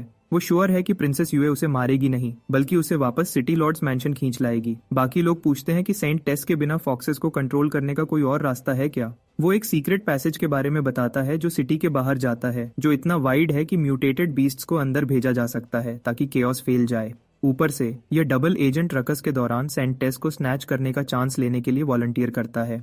पर कोई आर्ग्यू करता है कि यूए मैंशन को उन गिनने चुनने बीस्ट्स के साथ गार्ड कर रही है जो उन्होंने पहले ही इकट्ठा किए हैं। इसके काउंटर में जीमिंग इंसिस्ट करता है कि जांग पिंग, जो पर्ज स्क्वाड का सीक्रेट एजेंट है, उस काम के लिए यूज किया जा सकता है। वो वार्न करता है कि यूए पूरी सिटी को देख रही है और कोई भी डिस्टर्बेंस उसे पर्सनली अटैक करने पर फोर्स करेगी। तो म्यूल प्लान बनाता है कि वो अपने इलीट लोगों को जोंगपिंग को शॉप पर हिट करने के लिए भेजेंगे, जिससे पर्ज स्क्वाड और यूए आपस में क्लैश हो जाए। जब वो डिस्ट्रैक्टेड होंगे, वो म्यूटेटेड बीस्ट्स को सिटी लॉर्ड्स मैंशन में यूज करके सबको धोखा देंगे। बाकी लोग वार्न करते हैं कि इसका मतलब सेलेस्टियल फॉक्सेस के साथ सारे टाइज काटना होगा, इसलिए फेलियर का कोई ऑप्शन नहीं है। जेमिंग इंसिस्ट करता है कि उसकी आइडेंटिटी छुपी रहनी चाहिए और वो लोग उसे जू फैमिली का ट्रू एयर मानकर उसे वाइस सिटी लॉर्ड के रूप में सपोर्ट करने को रेडी हो जाते हैं। अब सेंट टेस की फेट उसके हाथों में है। अंधेरा होता है जब सीसी का ब्लर्ड फेस जांग को बताता है कि वो जाग गया है और पूछती है कि क्या वो ठीक है। वो कंफ्यूज्ड होकर उठ बैठता है कि वो कहाँ है और वो आइस लेडी उसे एक्सप्लेन करती है कि यह पर्ज स्क्वाड हेडक्वार्टर्स है। पहले अर्जेंट हो गया था, इसलिए वो उसे सबसे पहले यहीं ले आई। वो ये भी बताती है कि टीम लीडर जिन्बो को लुओ शू ने बुरा घायल कर दिया था, जिसका मतलब है कि लुओ शू उनकी प्रेजेंस को सेंस करने के बाद अब खुद पर्सनली मूव कर रही है। तभी शूजी अंदर आती है, शॉक्ड है कि जोंग इतनी जल्दी रिकवर कैसे हो गया, ये देखते हुए कि उसने 3 हाई लेवल ओपोनेंट से लड़ा जो उससे 10 से ज्यादा रैंक्स ऊपर थे और उसने एक को मार भी दिया। वो कहती है कि अगर लेवल गैप 5 से ज्यादा हो तो यह एक इंस्टेंट किल होता है। फिर सिस्टर सीसी उसकी मुलाकात शूजी से करवाती है, वो सोलर चार्ज यूजर जिसने उसके घाव ठीक किए। जांग, जो न्यूबी की तरह लो प्रोफाइल रखना चाहता है, मजाक करता है कि वो बस लकी था और कहता है जो मौत नहीं देता वो इंसान को स्ट्रॉन्गर बना देता है। तो वो सिस्टर शू का कर्जदार है, मानता है कि उन सबके बिना वो मर चुका होता। उसने सुना था कि ये औरत स्ट्रिक्ट है, पर उसे वो ऐसा नहीं लगती। शूजी इस बात को ब्रश ऑफ करती है, कहती है कि ये तो कुछ नहीं है क्योंकि वो अभी इल्यूजरी कर्टन को मेंटेन नहीं कर रही है। चिट चैट को खत्म करते हुए वो जांग को तुरंत सबसे मिलने को कहती है ताकि वो कल रात की फुल इंटेल शेयर कर सके, और वो लड़का तुरंत अपना पहले वाला ख्याल उसके बारे में बदल देता है। मैनी पेपर वर्क में डूबा हुआ है जबकि शाओवे उसके बगल में नप ले रही है और वो ब्लॉन्ड क्यूटी कैप्टन से छुट्टी के लिए रिक्वेस्ट कर रही थी। वो भी हाथ उठाकर अग्री करती है, जिससे मैनी को गुस्सा आ जाता है जब उसे पता चलता है कि यह बिम्बो तब से जागी हुई थी और फिर भी हेल्प करने से मना कर रही है। पर वो फिर से खर्राटे लेने लगती है। गुस्से में मैनी उसे पंच मारने की कोशिश करती है, लेकिन ये स्लीपिंग ब्यूटी उसके हर स्विंग को आसानी से डॉज कर लेती है। कैप्टन बेचारे की तरह देखता है। वो जानता है कि हेडक्वार्टर्स में स्टाफ की बहुत कमी है और उनसे रिक्वेस्ट करता है कि फिलहाल उसके साथ एडजस्ट करें। शुजाई ठीक वक्त पर आ जाता है ताकि वर्कलोड कम हो और मैनी उसे गले लगा लेती है। वहीं कैप्टन सिटू ये बताती है कि जू फैमिली और सेलेस्टियल फॉक्सेस ने अपने दुश्मनों को मारने के लिए हाथ मिला लिया होगा, पर वो सच में एक साथ काम नहीं कर रहे। जू फैमिली ने सर्वेलेंस को ब्लॉक करने वाला शील्डिंग इफेक्ट के साथ एक बैरियर लगाया जो प्रूव करता है कि उन्हें इल्यूजरी लाइट सेलेस्टियल कर्टन के बारे में पता है। पर क्योंकि उन्होंने सेलेस्टियल फॉक्सेस को नहीं बताया, इसका मतलब है कि वो सीक्रेटली इसका यूज खुद के लिए करने की प्लानिंग कर रहे हैं। झुकना उनका स्टाइल नहीं है। फिलहाल वो फॉक्स के हेड से सीधे टक्कर लेने के लिए 2 हफ्ते पीछे हैं। साइटू को लगता है कि हनहाई एकेडमी की लड़की उन्हें हराने की है। उसने रिकॉर्ड्स चेक किए और पता चला कि हेडमास्टर चेन शुआइली का सिर्फ एक बेटा था, चेन हाउन, जिसको माना जाता है कि वो 14 साल पहले मर गया था, अनमैरिड और बिना किसी वारिसों के। अजीब बात यह है कि उसी साल चेन शुएली ने एक ग्रैंड डॉटर चेन जुनतिंग का अनाउंसमेंट किया, जिसका पर्ल सिटी से खून का कोई रिश्ता नहीं था, तो शायद वो किसी बाहर के गांव से थी। शुएली ने चेन जुनतिंग को इतना प्रोटेक्ट किया कि उसे 14 साल तक छुपा के रखा। उसकी सिटीजन फाइल ब्लैंक छोड़ दी, जिसमें अवेकनिंग या एबिलिटी का कोई निशान नहीं था। तभी जांग जोश में बोल उठता है कि वो उसकी पावर जानता है, सेंट टेस ब्लड। सिटू फ्रीज हो जाता है, सोचता है कि क्या वो सच में होली एंसेस्टर विलेज से है, हालांकि वो पूरी तरह श्योर नहीं था। वो सेल्फ समनर अपनी एबिलिटी एक्सप्लेन करता है, जबकि सिटी लॉर्ड्स मैंशन में प्रिंसेस यूए सेंट टेस के साथ चाय पी रही है। ब्लॉन्डी मासूमियत से पूछती है कि क्या यूए हमेशा से यहीं रहती है और उसे क्या परेशानी है। फिर खुशी खुशी अपने दादा की एडवाइस दोहराती है कि मीठी चीजें खाने से अच्छा फील होता है। यूए, जो अपनी लिमिट पर थी, इस एयरहेड को बर्दाश्त नहीं कर पाई और चुपके से विश किया कि यह मर जाए। लेकिन तभी सेंटेस की सुनहरी आंखें उस पर लॉक हो जाती हैं, उसकी रूह तक काट देती हैं और यूए को रियलाइज होता है कि यह लड़की उसकी किलिंग इंटेंट के सामने पलक तक नहीं झपक रही है। सेंटेस खुशी खुशी एक कुकी यूए के मुंह में ठोंस देती है, जिससे यूए गिल्टी फील करने लगती है और वॉर नहीं कर पाती। फिर वो चाय की बुराई करती है, ब्रूअर को इडियट बोलती है, अनजाने में यूए को ऑफेंड कर देती है। मिस गुडी एक फ्रेश पॉट बनाने का ऑफर करती है, लेकिन वो लड़की यूए को और ज्यादा परेशान कर देती है। यूए कंफ्यूज्ड थी क्योंकि उसके सीने में गिल्ट सा खींच रहा था। वो मान नहीं सकती कि सेलेस्टियल फॉक्स क्लैन की प्रिंसेस में ऐसी कमी हो सकती है, पर इस लड़की में कुछ तो गड़बड़ लगती है, जिससे यूए सोचने लगती है कि ये असल में है कौन। पर्ज स्क्वाड ट्रेनिंग रूम में सिस्टर सीसी जांगपिंग के साथ स्पारिंग कर रही है। वो नोट करती है कि उसका नेदर मिस्ट उसके वाटर एलिमेंट की तरह काम करता है, फॉर्म्स शिफ्ट कर सकता है और माइंड से कंट्रोल हो सकता है। वो एक्सप्लेन करती है कि फर्क ये है कि उसका वाटर दोबारा उत्पन्न होने वाला है, जबकि उसका nether mist one time use है, क्योंकि वो सॉलिडिफाई होने के बाद उसे दोबारा अमूर्तियां बनाना नहीं सीख पाया। फिर भी सीसी मानती है कि अगर वो उसे पानी की तरह बहा सके, सॉलिड, लिक्विड और गैस के बीच शिफ्ट कर सके, तो वो और ज्यादा यूजफुल होगा। जांग कोनोहा के गारा के बारे में सोचते हुए और एडमिट करता है कि उसके नेदर मिस्ट में अपनी आदतें हैं, पर कम से कम उसे स्टोर करने के लिए मटके घसीटने नहीं पड़ते। सीसी अचानक फुल स्पीड से चार्ज करती है, जांग को अलर्ट रहने और गार्ड अप रखने पर मजबूर करती है। एक स्ट्राइक उसे उड़ता हुआ भेजती है, लेकिन वो नेदर मिस्ट से इम्पैक्ट को कुशन कर लेता है। वो नोट करती है कि अच्छी बात है कि वो डर को नेदर मिस्ट में बदल सकता है, जिससे उसकी ड्यूरेबिलिटी की कमी पूरी हो जाती है। फिर उसकी ब्लिजर्ड आती है, जिसको वो प्रो की तरह डॉज करता है, लेकिन कैच हो जाता है जब गिरता हुआ बर्फ पिघलकर पानी में बदल जाता है और उसे जकड़ देता है। ऊपर के आइस स्पाइक्स से डिस्ट्रैक्टेड होकर वो सीधा उसके जाल में गिर जाता है। सीसी उसे याद दिलाती है कि अगर ओपोनेंट उसे डरता नहीं है तो नेदर मिस्ट काम नहीं करेगा, लेकिन वो सेल्फ समनर इंसिस्ट करता है कि उसे सिर्फ एक अच्छा स्ट्राइक चाहिए। तभी उसकी नेदर मिस्ट डैगर सीधी उसकी तरफ उड़कर जाती है और उसके वाटर प्रिजन को आसानी से तोड़ देती है। हैरान होकर वो एडमिट करती है कि उसके अटैक्स ने उसके डिफेंसेस को लेवल गैप के बावजूद सरपास कर दिया। वो गेस करती है कि वो नेदर मिस्ट बीस्ट्स शायद किसी किंग लेवल म्यूटेटेड क्रीचर के आगे की नस्ल होंगे। सीसी को लगता है कि नेदर मिस्ट बीस्ट्स ने कोई स्पेशल ट्रेट दे दिया होगा, जिससे उसका नेदर मिस्ट उसके लेवल से ज्यादा जोर से हिट करता है। पर वो पॉइंट आउट करती है कि रियल कॉम्बैट में वो अभी भी बेकार है, और अगर ये असल लड़ाई होती तो मर चुका होता। अचानक जांग जोर से चिल्लाता है क्योंकि खौलते हुए पानी से उसकी स्किन जल जाती है। उसने कभी सोचा भी नहीं था कि वो उसे गर्म भी कर सकती है। सीसी उसे कहती है कि वो अपनी एबिलिटी के नेचर को सच में स्टडी करे, एक्सप्लेन करते हुए कि पानी कैसे बर्फ, स्टीम या खौलता हुआ गर्म बन सकता है और हर फॉर्म जंग को बदल सकती है। जांग फिर एक मिस्ट स्पाइडर बनाता है, लेकिन सीसी घबरा जाती है और उस गुई चीज को पिस्टल वाटर से उड़ा देती है। अगली ही पल जांग पानी निगल लेता है और सीसी पैनिक हो जाती है। वो उसे हिलाकर कहती है कि वो जल्दी थूक दे क्योंकि प्योर वाटर बहुत टॉक्सिक होता है। वो प्रोटेस्ट करता है कि वो उसे पहले ही गले घोंटकर मार देगी, तो वो पीछे हट जाती है, लेकिन फिर वो अजीब फील करने की शिकायत करता है। एक पल में उसकी पैंट्स नीचे गिर जाती है और टांगों की जगह उसकी कमर के नीचे सिर्फ पानी था। अपेरेंटली सिर के नीचे उसका पूरा शरीर पानी में बदल चुका था, जिससे वो पूरा डर जाता है। जांग को रियलाइज होता है कि उसने एक और एबिलिटी अवेकन कर ली है। एनालिसिस यूज करके वो ओमनीवोर को आइडेंटिफाई करता है, जो एक स्पेशल सब्सटेंस कंज्यूम करने पर यूनिक कंडीशन अक्वायर करने का 10% चांस देता है, और शुद्ध पानी शरीर उसे सभी फिजिकल अटैक से रेजिस्टेंस देता है। उसके लेवल 6 का होना और एक साथ 2 एबिलिटीज अवेकन करना जबरदस्त था। वो अपनी नई पावर्स को समझना शुरू करता है, हालांकि ओमनीवोर का पूरा इफेक्ट अभी भी मिस्ट्री है। सीसी पूछती है कि क्या वो ठीक है या पिघल रहा है, और जांग उसे बताता है कि उसे एडजस्ट होने में बस थोड़ा टाइम लगेगा। वो सोचता है कि क्या नेदर मिस्ट बॉडी और प्योर वाटर बॉडी में कुछ ट्रेट्स कॉमन हैं, जिससे वो उन्हें अपने नेदर मिस्ट ट्रांसफॉर्मेशन की तरह यूज कर सके।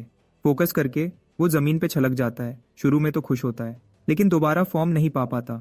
अपने अगले अटेम्प्ट पर वो फाइनली नॉर्मल हो जाता है और पूरी तरह नंगा, जिससे उसकी बहन शर्मा जाती है और बोलती है कि वो जल्दी अपने कपड़े पहने। जांग एक्सप्लेन करता है कि उसने वो पानी निगल लिया था जो उसने क्रिएट किया था, और इससे प्योर वाटर बॉडी अवेकन हुई, एक ऐसी पावर जिसका वाटर एलिमेंट यूजर सिर्फ सपना ही देख सकते थे।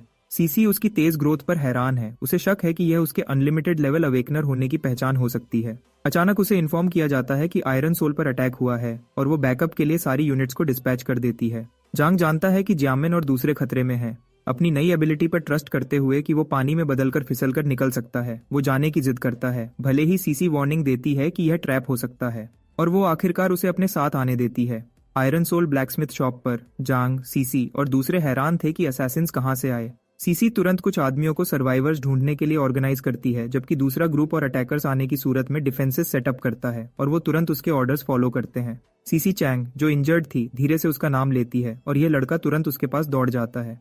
वो उसे जल्दी करने को कहती है, बोलती है कि अंकल लियू और वांग जनमिन दोनों बुरी तरह घायल हैं। सीसी आती है और जांग को कहती है कि वो दूसरों को चेक करेगी जबकि वो सीसी चैंग के साथ रहे, और वो ध्यान से उसके कटे हुए हाथ पर पट्टी बांधता है। वो उसकी इंजरी के बारे में पूछता है, लेकिन वो उस बात को टाल देती है, कहती है कि ठीक है और एक हाथ खो देने से वो मर नहीं जाएगी। थोड़ी देर बाद सीसी अपनी टीम के साथ वापस आती है और जख्मियों को इलाज के लिए ले जाने का ऑर्डर देती है। जांग जिमिन की तरफ मुड़ता है जो शांत पड़ी थी, कोई रिस्पॉन्स नहीं दे रही थी। आइस लेडी सीसी जांग को दोबारा बताती है कि जिमिन की चोटें सिर्फ फ्लैश वुंड्स मामूली घाव हैं और वो सिर्फ बेहोश है। वो वंडर वुमन कहती है कि वो सुकून में है कि वो जिंदा है, लेकिन अपने छोटे भाई को केयरफुल रहने की वार्निंग देती है। नोट करती है कि असैसिन्स ने साफ तौर पर उसी को टारगेट किया था। वो पूछती है कि क्या उसने पावरफुल दुश्मन बना लिए हैं, लेकिन जांग उसे हीलिंग पर फोकस करने को कहता है। सीसी आगे ऐड करती है कि सिटी में रुकना अनसेफ है और पर्ज स्क्वाड उन्हें इलाज के लिए एक सेफ हाउस में ले जाएगा। जांग अपना सर नीचे कर लेता है, खुद को ब्लेम करते हुए रियलाइज करता है कि पर्ल सिटी में बीस्ट टेमिंग जू फैमिली ही अकेला ग्रुप है जो उसकी मौत चाहता है। सीसी तुरंत इन्वेस्टिगेट करने का प्रॉमिस करती है, जबकि लुओ पास में एनर्जी सेंस करती है। जांग तुरंत उसकी आवाज पहचान लेता है और जानता है कि वो बहुत पास होनी चाहिए। लुओ सोचती है कि खतरे को लटका देने से बेहतर है कि पहले ही वार किया जाए। यह सेल्फ समनर जल्दी से सीसी को पकड़ लेता है और उसे खतरे से बाहर खींच लेता है, जिससे लुओ शू उसके टाइमिंग से इम्प्रेस हो जाती है। वो चेक करता है कि सीसी ठीक है या नहीं और वो सिर हिला देती है, सवाल करती है कि एक सपोजिडली टॉप सीक्रेट ऑपरेशन के लिए लुओ इतनी जल्दी कैसे आ गई। जांग सजेस्ट करता है कि वो शायद पहले से ही सिटी को वॉच कर रही होगी। उसी पल लुओ शू जांग को पहचान लेती है और वो उसे फॉर्मर क्लासमेट की तरह ग्रीट करता है। वो आइस लेडी उसे पीछे हटने की वार्निंग देती है और लुओ को रोकने के लिए मैजिकल ब्लिजर्ड से अटैक करती है। वह सेलेस्टियल फॉक्सेस का तेज दिमाग नोट करता है। सीसी डेडली फोर्स यूज करने में बिल्कुल नहीं हिचकिचाती। इसका मतलब है उसकी आइडेंटिटी एक्सपोज हो चुकी है। जेम जंकी के लिए सेलेस्टियल फॉक्सेस के टॉप डॉग को एनालाइज करने के लिए इतनी रेंज काफी नहीं है। लुओ को रियलाइज होता है कि सारी गड़बड़ के पीछे यही लोग हैं, और सीसी डर से हक्का बक्का रह जाती है जब लुओ उसके डिफेंसेस को एक ही स्ट्राइक से तोड़ देती है। उसी वक्त उसकी हाईनेस लुओ नोट करती है कि भले ही वाटर गर्ल सीसी उसके अटैक्स को सेंस कर लेती है, वह भ्रम को देख नहीं सकती और सिर्फ उनके आसपास की ठंडी हवा कोल्ड एयर में चेंजेस पर ही रिएक्ट करती है। यह फॉक्स फ्रीक एक सीरीज में अटैक्स लॉन्च करती है सीसी को टेस्ट करने के लिए कि क्या वह डॉज कर पाती है, और सीसी फील करती है कि वह डायरेक्शन सेंस नहीं कर पा रही। जांग जोर से इंस्ट्रक्शंस चिल्लाता है, उसे ऊपर और अपने लेफ्ट में मूव करने को कहता है, और सीसी थैंकफुल होती है, जानती है कि वह अकेले नहीं संभाल पाती। वह हर स्ट्राइक को अपनी आइस सोर्ड से डिफ्लेक्ट कर देती है, जिससे इम्पोस्टर लुओ हैरान रह जाती है। उसे रियलाइज होता है कि जांग उसके हर मूव को एंटिसिपेट कर रहा है, साफ तौर पर उनके भेस को देख रहा है। इसलिए इम्पोस्टर लुओ सोचती है कि उसे जांग को पहले ही खत्म कर देना चाहिए था, लेकिन डिसाइड करती है कि देखते हैं वह कितनी देर तक रुक पाता है। ये सेल्फ समनर डर का एक झटका फील करता है और डॉज करने में स्ट्रगल कर रहा था, और साथ ही साथ सीसी को गाइड भी कर रहा था। वह अपने नेदर मिस्ट को मैक्स लिमिट तक धक्का देता है, उस फॉक्स फ्रीक को छेड़ते हुए पूछता है कि वह आज इतनी गुस्से में क्यों है और क्या उसे किसी ने डंप कर दिया है। वह हड्डियां जमा देने वाली स्माइल से जवाब देती है, मानती है कि उसने खुद को अच्छे से छुपाया है, कहती है कि उन्होंने उसे बार बार टेस्ट किया है और वह हमेशा उनकी मुट्ठी से फिसल जाता है, लेकिन इस बार वह प्रॉमिस करती है कि वह बच नहीं पाएगा। वह 3 टेल्स को तो हैंडल कर सकता है, पर अगर उसने 3000 को हैंडल कर लिया तो। सीसी वार्न करती है कि उसका अटैक पावर हद से ज्यादा है और जांग के नेदर मिस्ट रिजर्व्स तेजी से गिर रहे हैं, 10% तक पहुंच गए हैं। इम्पोस्टर लुओ टॉन्ट करती है कि एक सिंगल सेकंड भी सरवाइव करना जीते में गिनती है। जब रिजर्व्स 0 तक पहुंचते हैं, सेल्फ समनर को रियलाइज होता है कि उसने अपना 100% नेदर मिस्ट एक ही झटके में खर्च कर दिया। फिर भी यह उसे धीमा करने के लिए काफी नहीं था। वह सोचता है कि क्या यही उसका एंड है। कैप्टन का प्रोजेक्शन अपीयर होता है, उसे ध्यान से सुनने का कहता है। उसे इस तरह का अपॉर्चुनिटी क्रिएट करने का सिर्फ एक शॉट मिलेगा, और जांग हैरान रह जाता है। जांग पिंग और सीसी इम्पोस्टर लुओ के सामने खड़े होते हैं, जो अंदर से एक हाई लेवल सेलेस्टियल फॉक्स है, कैप्टन के प्रोजेक्शन के मुताबिक अपना पावर बर्स्ट यूज करते हुए। जांग सीसी का हाथ पकड़ता है और उसे खींचकर दूर ले जाता है, और वह वहां से भाग निकलते हैं। गुस्से में टॉप फॉक्स उन्हें जाने नहीं देने की जिद करती है, एक स्पेल कास्ट करती है और सबको ऑर्डर देती है कि जांग पिंग को किसी भी कीमत पर हंट करें, तो हर बीस्ट इकट्ठा हो जाता है। बाद में पर्ल सिटी के बाहर पर्ज स्क्वाड सेफ हाउस में जांग सिस्टर चांग से बात करता है और एक्सप्लेन करता है कि उसने ऑफिशियली पर्ज स्क्वाड ज्वाइन कर लिया है और सिटी कर्स वाले फॉक्सेस के कब्जे में गिर चुकी है। वह सीसी को अपनी सेफ्टी के लिए छुपे रहने की जिद करता है और माफी मांगता है और एडमिट करता है कि यह सब उसकी गलती है। सिस्टर चैंग उसे यकीन दिलाती है कि यह तो सिर्फ एक हार है और वह बच जाएगी। उसे याद दिलाती है कि अंकल लियू और दूसरों को बचाने के लिए वह उसका एहसान मानती है। वह लड़का कसम खाता है कि ब्लैकस्मिथ शॉप वापस लेगा, लेकिन फिलहाल उसे सिटी के बाहर सेफ रहना होगा। सीसी चुपके से रियलाइज करती है कि जांग बहुत बड़ा हो चुका है। सीसी चैंग लड़के को इशारा करती है कि छोटी लड़की वेट कर रही है और वार्न करती है कि उसे अपना ध्यान भटकाने न दे। बाहर आते हुए वह वियर्डो जांग सीसी से पूछता है कि क्या उसे कुछ चाहिए। छोटी लड़की कहे जाने की आवाज उसे टेंस कर देती है और वह तुरंत ऑकवर्ड फील करता है। सिस्टर चांग को ब्लेम करता है कि उसने ऐसा बोला है। उसका मतलब तो सिर्फ बड़ी दीदी सीसी को इज्जत से कहना था। फिर भी इतनी सारी मुश्किलों से गुजरने के बाद और उसकी 2 जीवन का तजुर्बा जो सीसी से बहुत ज्यादा है और लंबी उम्र के चलते ये पल अजीब सा कॉम्प्लिकेटेड लगता है। तभी सीसी झिझक को खत्म देती है, उसे अपने पीछे आने को कहती है। वह एक्सप्लेन करती है कि उसकी आइडेंटिटी एक्सपोज होने के बाद पर्ल सिटी वापस जाना रिस्की होगा और उसे कैप्टन के इंस्ट्रक्शंस का वेट करना चाहिए।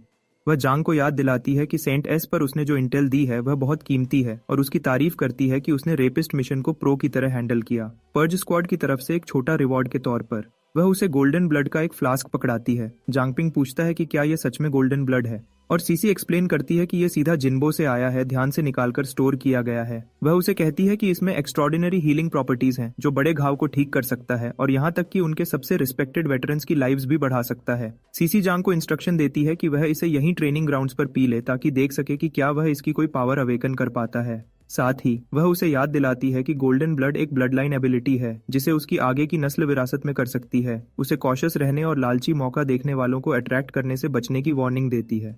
वह सेल्फ समनर कंधा उचका देता है, इसे सिर्फ एक पॉसिबिलिटी मानकर टाल देता है और मजाक करता है कि हो सकता है उसकी शादी कभी हो ही ना। गोल्डन ब्लड पीते वक्त वो होप करता है कि ओमनीवोर स्किल थोड़ा कुछ तो कर दे, खासकर जब यह नेदर मिस्ट और प्योर बॉडी वाटर के साथ काम किया था। वह डिसअपॉइंटेड नहीं होना चाहता। वह तुरंत पूछती है कि क्या उसे कोई अवेकनिंग फील हो रही है, लेकिन वह कहता है कि कुछ अलग नहीं लग रहा। फिर अपने हाथ पर खून देखने के बाद उसे रियलाइज होता है कि यह काम कर गया। स्टेटस पर उसकी body pure blood body awaken करती है जिससे वह प्योर ब्लड फॉर्म में शिफ्ट हो सकता है जो दूसरे इंसान की बॉडी के साथ मर्ज होकर उनकी हीलिंग को तेजी से बढ़ा सकता है। साथ ही वह लड़का हैरान रह जाता है जब उसे पता चलता है कि उसकी ओमनीवोर एबिलिटी असल में अनलिमिटेड लेवल पावर है। वह सीसी को बताता है कि वह सिर्फ पास होने से किसी इंसान की कंडीशन सेंस कर सकता है। उसके चेहरे पर घाव का निशान देखकर वह उस बारे में पूछता है, लेकिन वह इस बात को टाल देती है, कहती है कुछ सीरियस नहीं है। सीसी और जानने की रिक्वेस्ट करती है तो जांग एक्सप्लेन करता है कि इस फॉर्म में वह अपने आसपास के हर लिविंग बीइंग की लाइफ फोर्स फील कर सकता है और उनके साथ मर्ज होकर इंजरीज, यहाँ तक कि स्कार्स को भी हील कर सकता है। वह पॉइंट आउट करती है कि इसका मतलब है कि वह पोटेंशियली चांग का कटा हुआ हाथ वापस ला सकता है। सेल्फ समनर आगे ऐड करता है कि जब तक काफी खून है वह सिर्फ एक स्किन के टुकड़े से पूरा शरीर फिर से बना सकता है। अपने प्योर वाटर फॉर्म को डिफेंस के लिए और प्योर ब्लड फॉर्म को दूसरों को हील करने के लिए यूज करते हुए वह उससे जल्दी करने और सिस्टर चांग की मदद करने की जिद करती है और वह मान जाता है और पूछता है कि क्या वह बाद में सिर्फ टीममेट्स की जगह पुराने दोस्तों की तरह बात कर सकते हैं। वह सिर हिलाती है। सिटी के बाहर शांत जंगल में जानवर एक नदी से पानी पी रहे थे पर अचानक फ्रीज हो जाते हैं जब जमीन भारी कदमों से हिलने लगती है। कहीं से भी म्यूटेटेड बीस्ट्स और ज़ॉम्बीज का एक बड़ा झुंड उनकी तरफ बढ़ चला आता है। मैनी नोटिस करती है कि captain Situ Holi ancestor village के रिकॉर्ड्स पढ़ रहे हैं और पूछती है कि ये सब जरूरी क्यों है। कैप्टन एक्सप्लेन करता है कि भले ही बीस्ट टेमिंग जू फैमिली पावर आने के बाद जालिम हो गई, वह एक वक्त गार्डियंस माने जाते थे। उनका लीडर जू ची यंग सन गॉडबर्ड के साथ मर्ज हो गया था और हर दिन आसमान में उड़ान भरता था, रोशनी और गर्मी लाता था जिससे गांव वालों को एक भयानक सर्दी में बचाया गया। उसने यह 10 साल तक जारी रखा जब तक वह थकान से गिरकर मर नहीं गया। उसकी मृत्यु के बाद उसे पर्ल सिटी के पास सनसेट माउंटेन्स में दफना दिया गया और बचने वालों ने उसकी टूम की सुरक्षा करके उसका सम्मान किया। वक्त के साथ वह गार्डियंस वहां अपनी जिंदगी बसाने लगे, शादी की और परिवार बड़ा किया और उसी से होली एंसेस्टर विलेज का जन्म हुआ। जब वह पूछती है कि इसका क्या लेना देना है, सिटू एक्सप्लेन करता है कि हर 100 साल में उसी गांव में एक पवित्र नारी पैदा होती है। कैप्टन एक्सप्लेन करता है कि सेंटेस ब्लड लाइन गांव को म्यूटेटेड बीस्ट से बचाती है।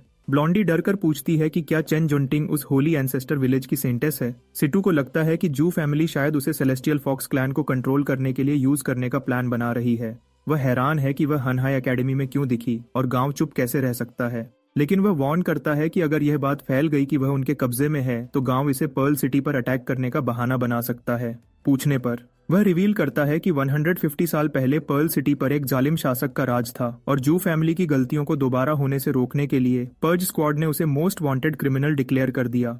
सिटी लॉर्ड के सपोर्ट से उन्होंने उसे भगा दिया, लेकिन बाद में वह होली एंसेस्टर विलेज की लीडर बन गई। वह आगे ऐड करता है कि उसने शायद कभी पर्ल सिटी को वापस लेने की अपनी इच्छा छोड़ी नहीं। कैप्टन को लगता है कि वह सिर्फ सही वक्त का वेट कर रही होगी पलटवार करने के लिए। पर्ज स्क्वाड ने सिटी के बाहर कई छुपे हुए सेफ हाउसेस बनाए हैं, कुछ चट्टान में खोदे हुए, कुछ जमीन के नीचे और कुछ पेड़ों पर ऊंचे। सेफ हाउस नंबर 3 पर सीसी को एक अजीब आवाज सुनाई देती है और वह परेशान हो जाती है कि कहीं यह जू फैमिली तो नहीं। वह इन्वेस्टिगेट करना चाहती है लेकिन हिचकिचाती है जब वह अंदर आराम कर रहे घायल लोगों को देखती है। जानती है कि अगर वह पकड़े गए तो सब खतरे में पड़ जाएंगे और सिर्फ जांग ही सबको बचाने के लिए अकेला है। तभी वह सेल्फ समनर जोर से चिल्लाता है कि यह काम कर गया। वह याद करती है कि लैंटर्न की एनर्जी खत्म हो चुकी थी। जांग एक्सप्लेन करता है कि उसने उसे फेंकने की बजाय रिचार्ज करने की कोशिश की और फायर डिवाउरर, प्योर वाटर बॉडी जैसे अलग मेथड्स टेस्ट करने के बाद प्योर ब्लड बॉडी और नेदरमिस्ट बॉडी से एक गोस्ट लैंटर्न क्रिएट किया। ये एक ऐसा आर्टिफैक्ट है जो सेंस को छिपा देता है और डिटेक्शन को ब्लॉक करता है। अब इसमें 21% एनर्जी है और नेदरमिस्ट मिलाने से ये हल्की रोशनी दे रहा है, पहले से ज्यादा स्ट्रॉन्ग। खुश होकर सेल्फ समनर कहता है कि वह लैंटर्न को सेफ हाउस को छिपाने और जानकारी निकालने के लिए बाहर निकलने में यूज कर सकते हैं। जिस पल जांग और सीसी बाहर कदम रखते हैं वह फ्रीज हो जाते हैं जब बीस्ट्स का एक बड़ा झुंड तेजी से पास से गुजरता है। वह हैरान है कि इतनी बड़ी तादाद में बीस्ट्स को जू फैमिली ने कब कंट्रोल किया। ल्यू सिशान तुरंत हेडक्वार्टर्स को रिपोर्ट करती है कि लगभग 10,000 बीस्ट्स, ज्यादातर फॉरेस्ट वुल्व्स और bullet rabbits, safe house number 3 के पास जमा हो रहे हैं और पर्ल सिटी की तरफ बढ़ रहे हैं। उनकी स्पीड से हैरान होकर जांग नोट करता है कि वह शिकारियों से कम और किसी और चीज से भागते हुए शिकार ज्यादा लग रहे हैं। अचानक वह लड़का सीसी को बुलाता है। उसका चेहरा पीला पड़ जाता है जब वह दोबारा रेडियो पर बताती है कि लगभग 50,000 ज़ॉम्बीज भी सिटी की तरफ आ रहे हैं। कैप्टन सिटू शॉक में टेबल पर हाथ मारता है और मान लेता है कि उनके करंट मैन पावर के साथ, जिसमें जू फैमिली के बचे हुए लोग और सेलेस्टियल फॉक्सेस भी हैं, दोनों झुंडों को रोकना नामुमकिन है। वह खुद बीच में आने पर विचार करता है लेकिन जल्दी ही एक दूसरा प्लान डिसाइड करता है। कैप्टन मैनी, चेन लोआई और शूजियाई को बुलाता है, उन्हें सेलेस्टियल कर्टेन को रेडी करने का ऑर्डर देता है। जब वह डिटेल्स के लिए उस पर प्रेशर डालते हैं, वह एक्सप्लेन करता है कि प्रिंसेस यूए अभी भी कल से कमजोर है, जब सिटू ने जांग को बचाने के लिए उसे दबाया था। भले ही सिटी गार्ड और इन्वेस्टिगेशन टीम पर ट्रस्ट नहीं किया जा सकता, पर्ल सिटी में अभी भी बहुत स्ट्रॉन्ग फाइटर्स हैं। गोल वह रिवील करता है ये है कि सेलेस्टियल कर्टेन पर एक वार्निंग खोदकर लिख दी जाए ताकि ज़ॉम्बी थ्रेट के खिलाफ उन्हें एक साथ लाया जा सके। एक बार अवेकनर्स जमा हो जाएं तो वह सिटी में घुल मिल जाते हैं। सेलेस्टियल फॉक्सेस की नजर से बचते हुए सिटी की सुरक्षा श्योर करते हैं। वह चलने का कमांड देता है और लड़कियां तुरंत उसका पालन करती हैं। चैनल स्विच करते हुए वह सीसी और जांग को ऑर्डर देता है कि रीइंफोर्समेंट्स के लिए टाइम खरीदने के लिए सिटी के बाहर बीस्ट्स और ज़ॉम्बीज को देर करें। वह बिना हिचकिचाए कंफर्म करते हैं। इधर सेफ हाउस नंबर 5 पर कैप्टन ग्लासेस गाय को सेफ हाउस नंबर 3 की तरफ जाने और सीसी को सपोर्ट करने का डायरेक्शन देता है। वह तुरंत मान जाता है और अपनी टीम के साथ उसकी पोजीशन को रीइंफोर्स करने के लिए निकल पड़ता है। यह ट्रियो जोश में था क्योंकि यह उनका टाइम था चमकने का। सिटी लॉर्ड्स मैंशन में डबल एजेंट हुआंग जेमिंग को यकीन था कि ब्लैकस्मिथ शॉप पर रेड आसानी से हो जानी चाहिए थी। वह जू फोर्सेस को रिपोर्ट करता है कि प्रिंसेस यू वे अंदर नहीं है, जिससे उन्हें नेक्स्ट स्टेप पर मूव करने की परमिशन मिलती है। लेकिन खबर आती है कि जू रेमनेंट्स मुश्किल में फंस गए हैं। सिटी के बाहर अज्ञात ज़ॉम्बीज का अचानक से एक झुंड अपीयर हुआ है, जिससे म्यूटेटेड बीस्ट्स में अफरा तफरी मच गई है। किसी को नहीं पता कि इसका हाथ किसके पीछे है और जेमिंग ठंडे से ऑर्डर देता है कि इस डिजास्टर को संभाला जाए उससे पहले कि यह और ज्यादा फैल जाए। वह वार्न करता है कि अगर प्लान फेल हो गया तो सब खत्म है। अपनी फेलियर से परेशान वह खुद एक्शन लेने का डिसाइड करता है। डिटरमेंट था कि सेंटेस को ट्रैक डाउन करेगा और मौका आने पर उसे पकड़ लेगा। तभी जेमिंग मुड़ता है और सिटी गार्ड स्क्वाड 1 को चुपचाप उसके पीछे खड़ा पाता है। उसे कोई आइडिया नहीं था कि कैप्टन लिन केडी अपने आदमियों के साथ यहाँ क्यों है। मजबूरन प्यारी स्माइल लाते हुए जेमिंग पोलाइट तरीके से कैप्टन से पूछता है कि वह आज क्यों आए हैं, खासकर जब सिटी लॉर्ड मौजूद नहीं है, और ऑफर करता है कि कोई जरूरी बात हो तो वह आगे पहुंचा देगा। लेकिन लिन उसे पूरी तरह इग्नोर करता है और अपने स्क्वाड के साथ आगे बढ़ जाता है। जेमिंग को हल्का सा शक होने लगता है। सोचता है कि क्या इस आदमी को उस पर कोई शक है। जब लिन एक दरवाजे से धक्का देकर अंदर जाता है तो उसकी परेशानी और बढ़ जाती है। जेमिंग को अंदर एक अनोखा सीन दिखाई देता है, एक लाइवली डांस पार्टी जिसमें चेन जुनटिंग नए आने वालों को गर्मी से स्वागत कर रही थी। कैप्टन लिन अब हाथ में ड्रिंक लिए उतना ही खोया हुआ लगता है। साफ था कि उसे कोई आइडिया नहीं था कि वह यहाँ बीच में कैसे आ गया। उसे याद आता है कि प्रिंसेस यूए ने उन्हें यहाँ इनवाइट किया था। भले ही उसके पास जांगपिंग को पकड़ने का ऑर्डर था, मम्मी जैसे आदमी, लिन को यह याद आकर अभी भी पेट में गंदगी फील होती है। जंटिंग लिन को बेवकूफ होने पर छेड़ती है, जबकि लिन सोचता है कि क्या प्रिंसेस यूए सच में वह थी जिसने उन्हें बुलाया था। अचानक जंटिंग से एक अजीब ऑरा आने लगता है जो लिन को जबरदस्त फील कराता है कि वह अपने क्लैन के किंग के पास खड़ा है।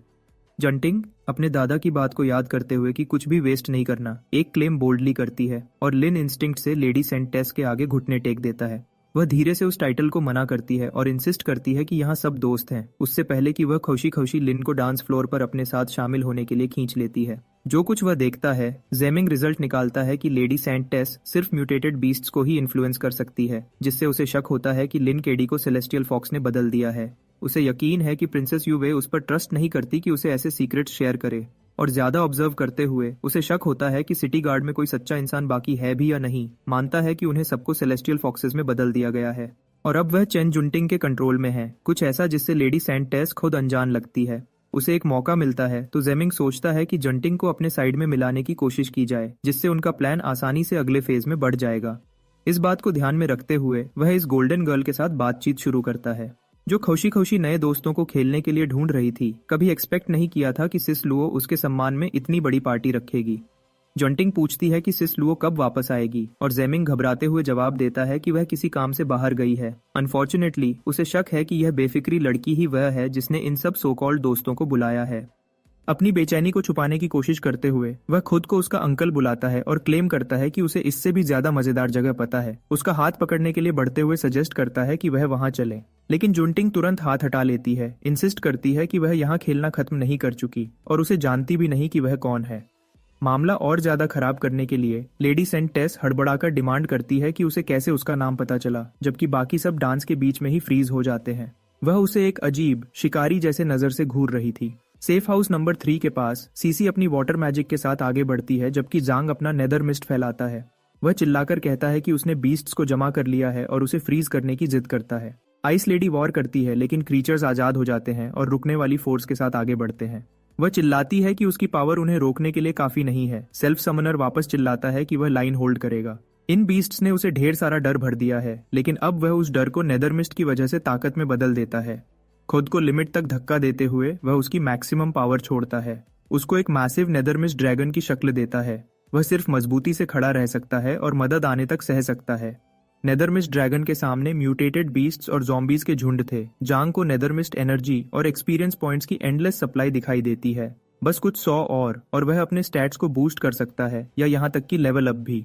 एक म्यूटेटेड बीस्ट अपने साथियों को बिखरने का ऑर्डर देता है और सब मानते हैं, समझदारी से लड़ाई की जगह भागने को प्रायोरिटी देते हैं। एक स्टैग जो लड़खड़ा रहा था और हॉर्ड को गाइड कर रहा था, आइस लेडी के रास्ते में आता है, जो आइसी स्पाइक से वार करती है।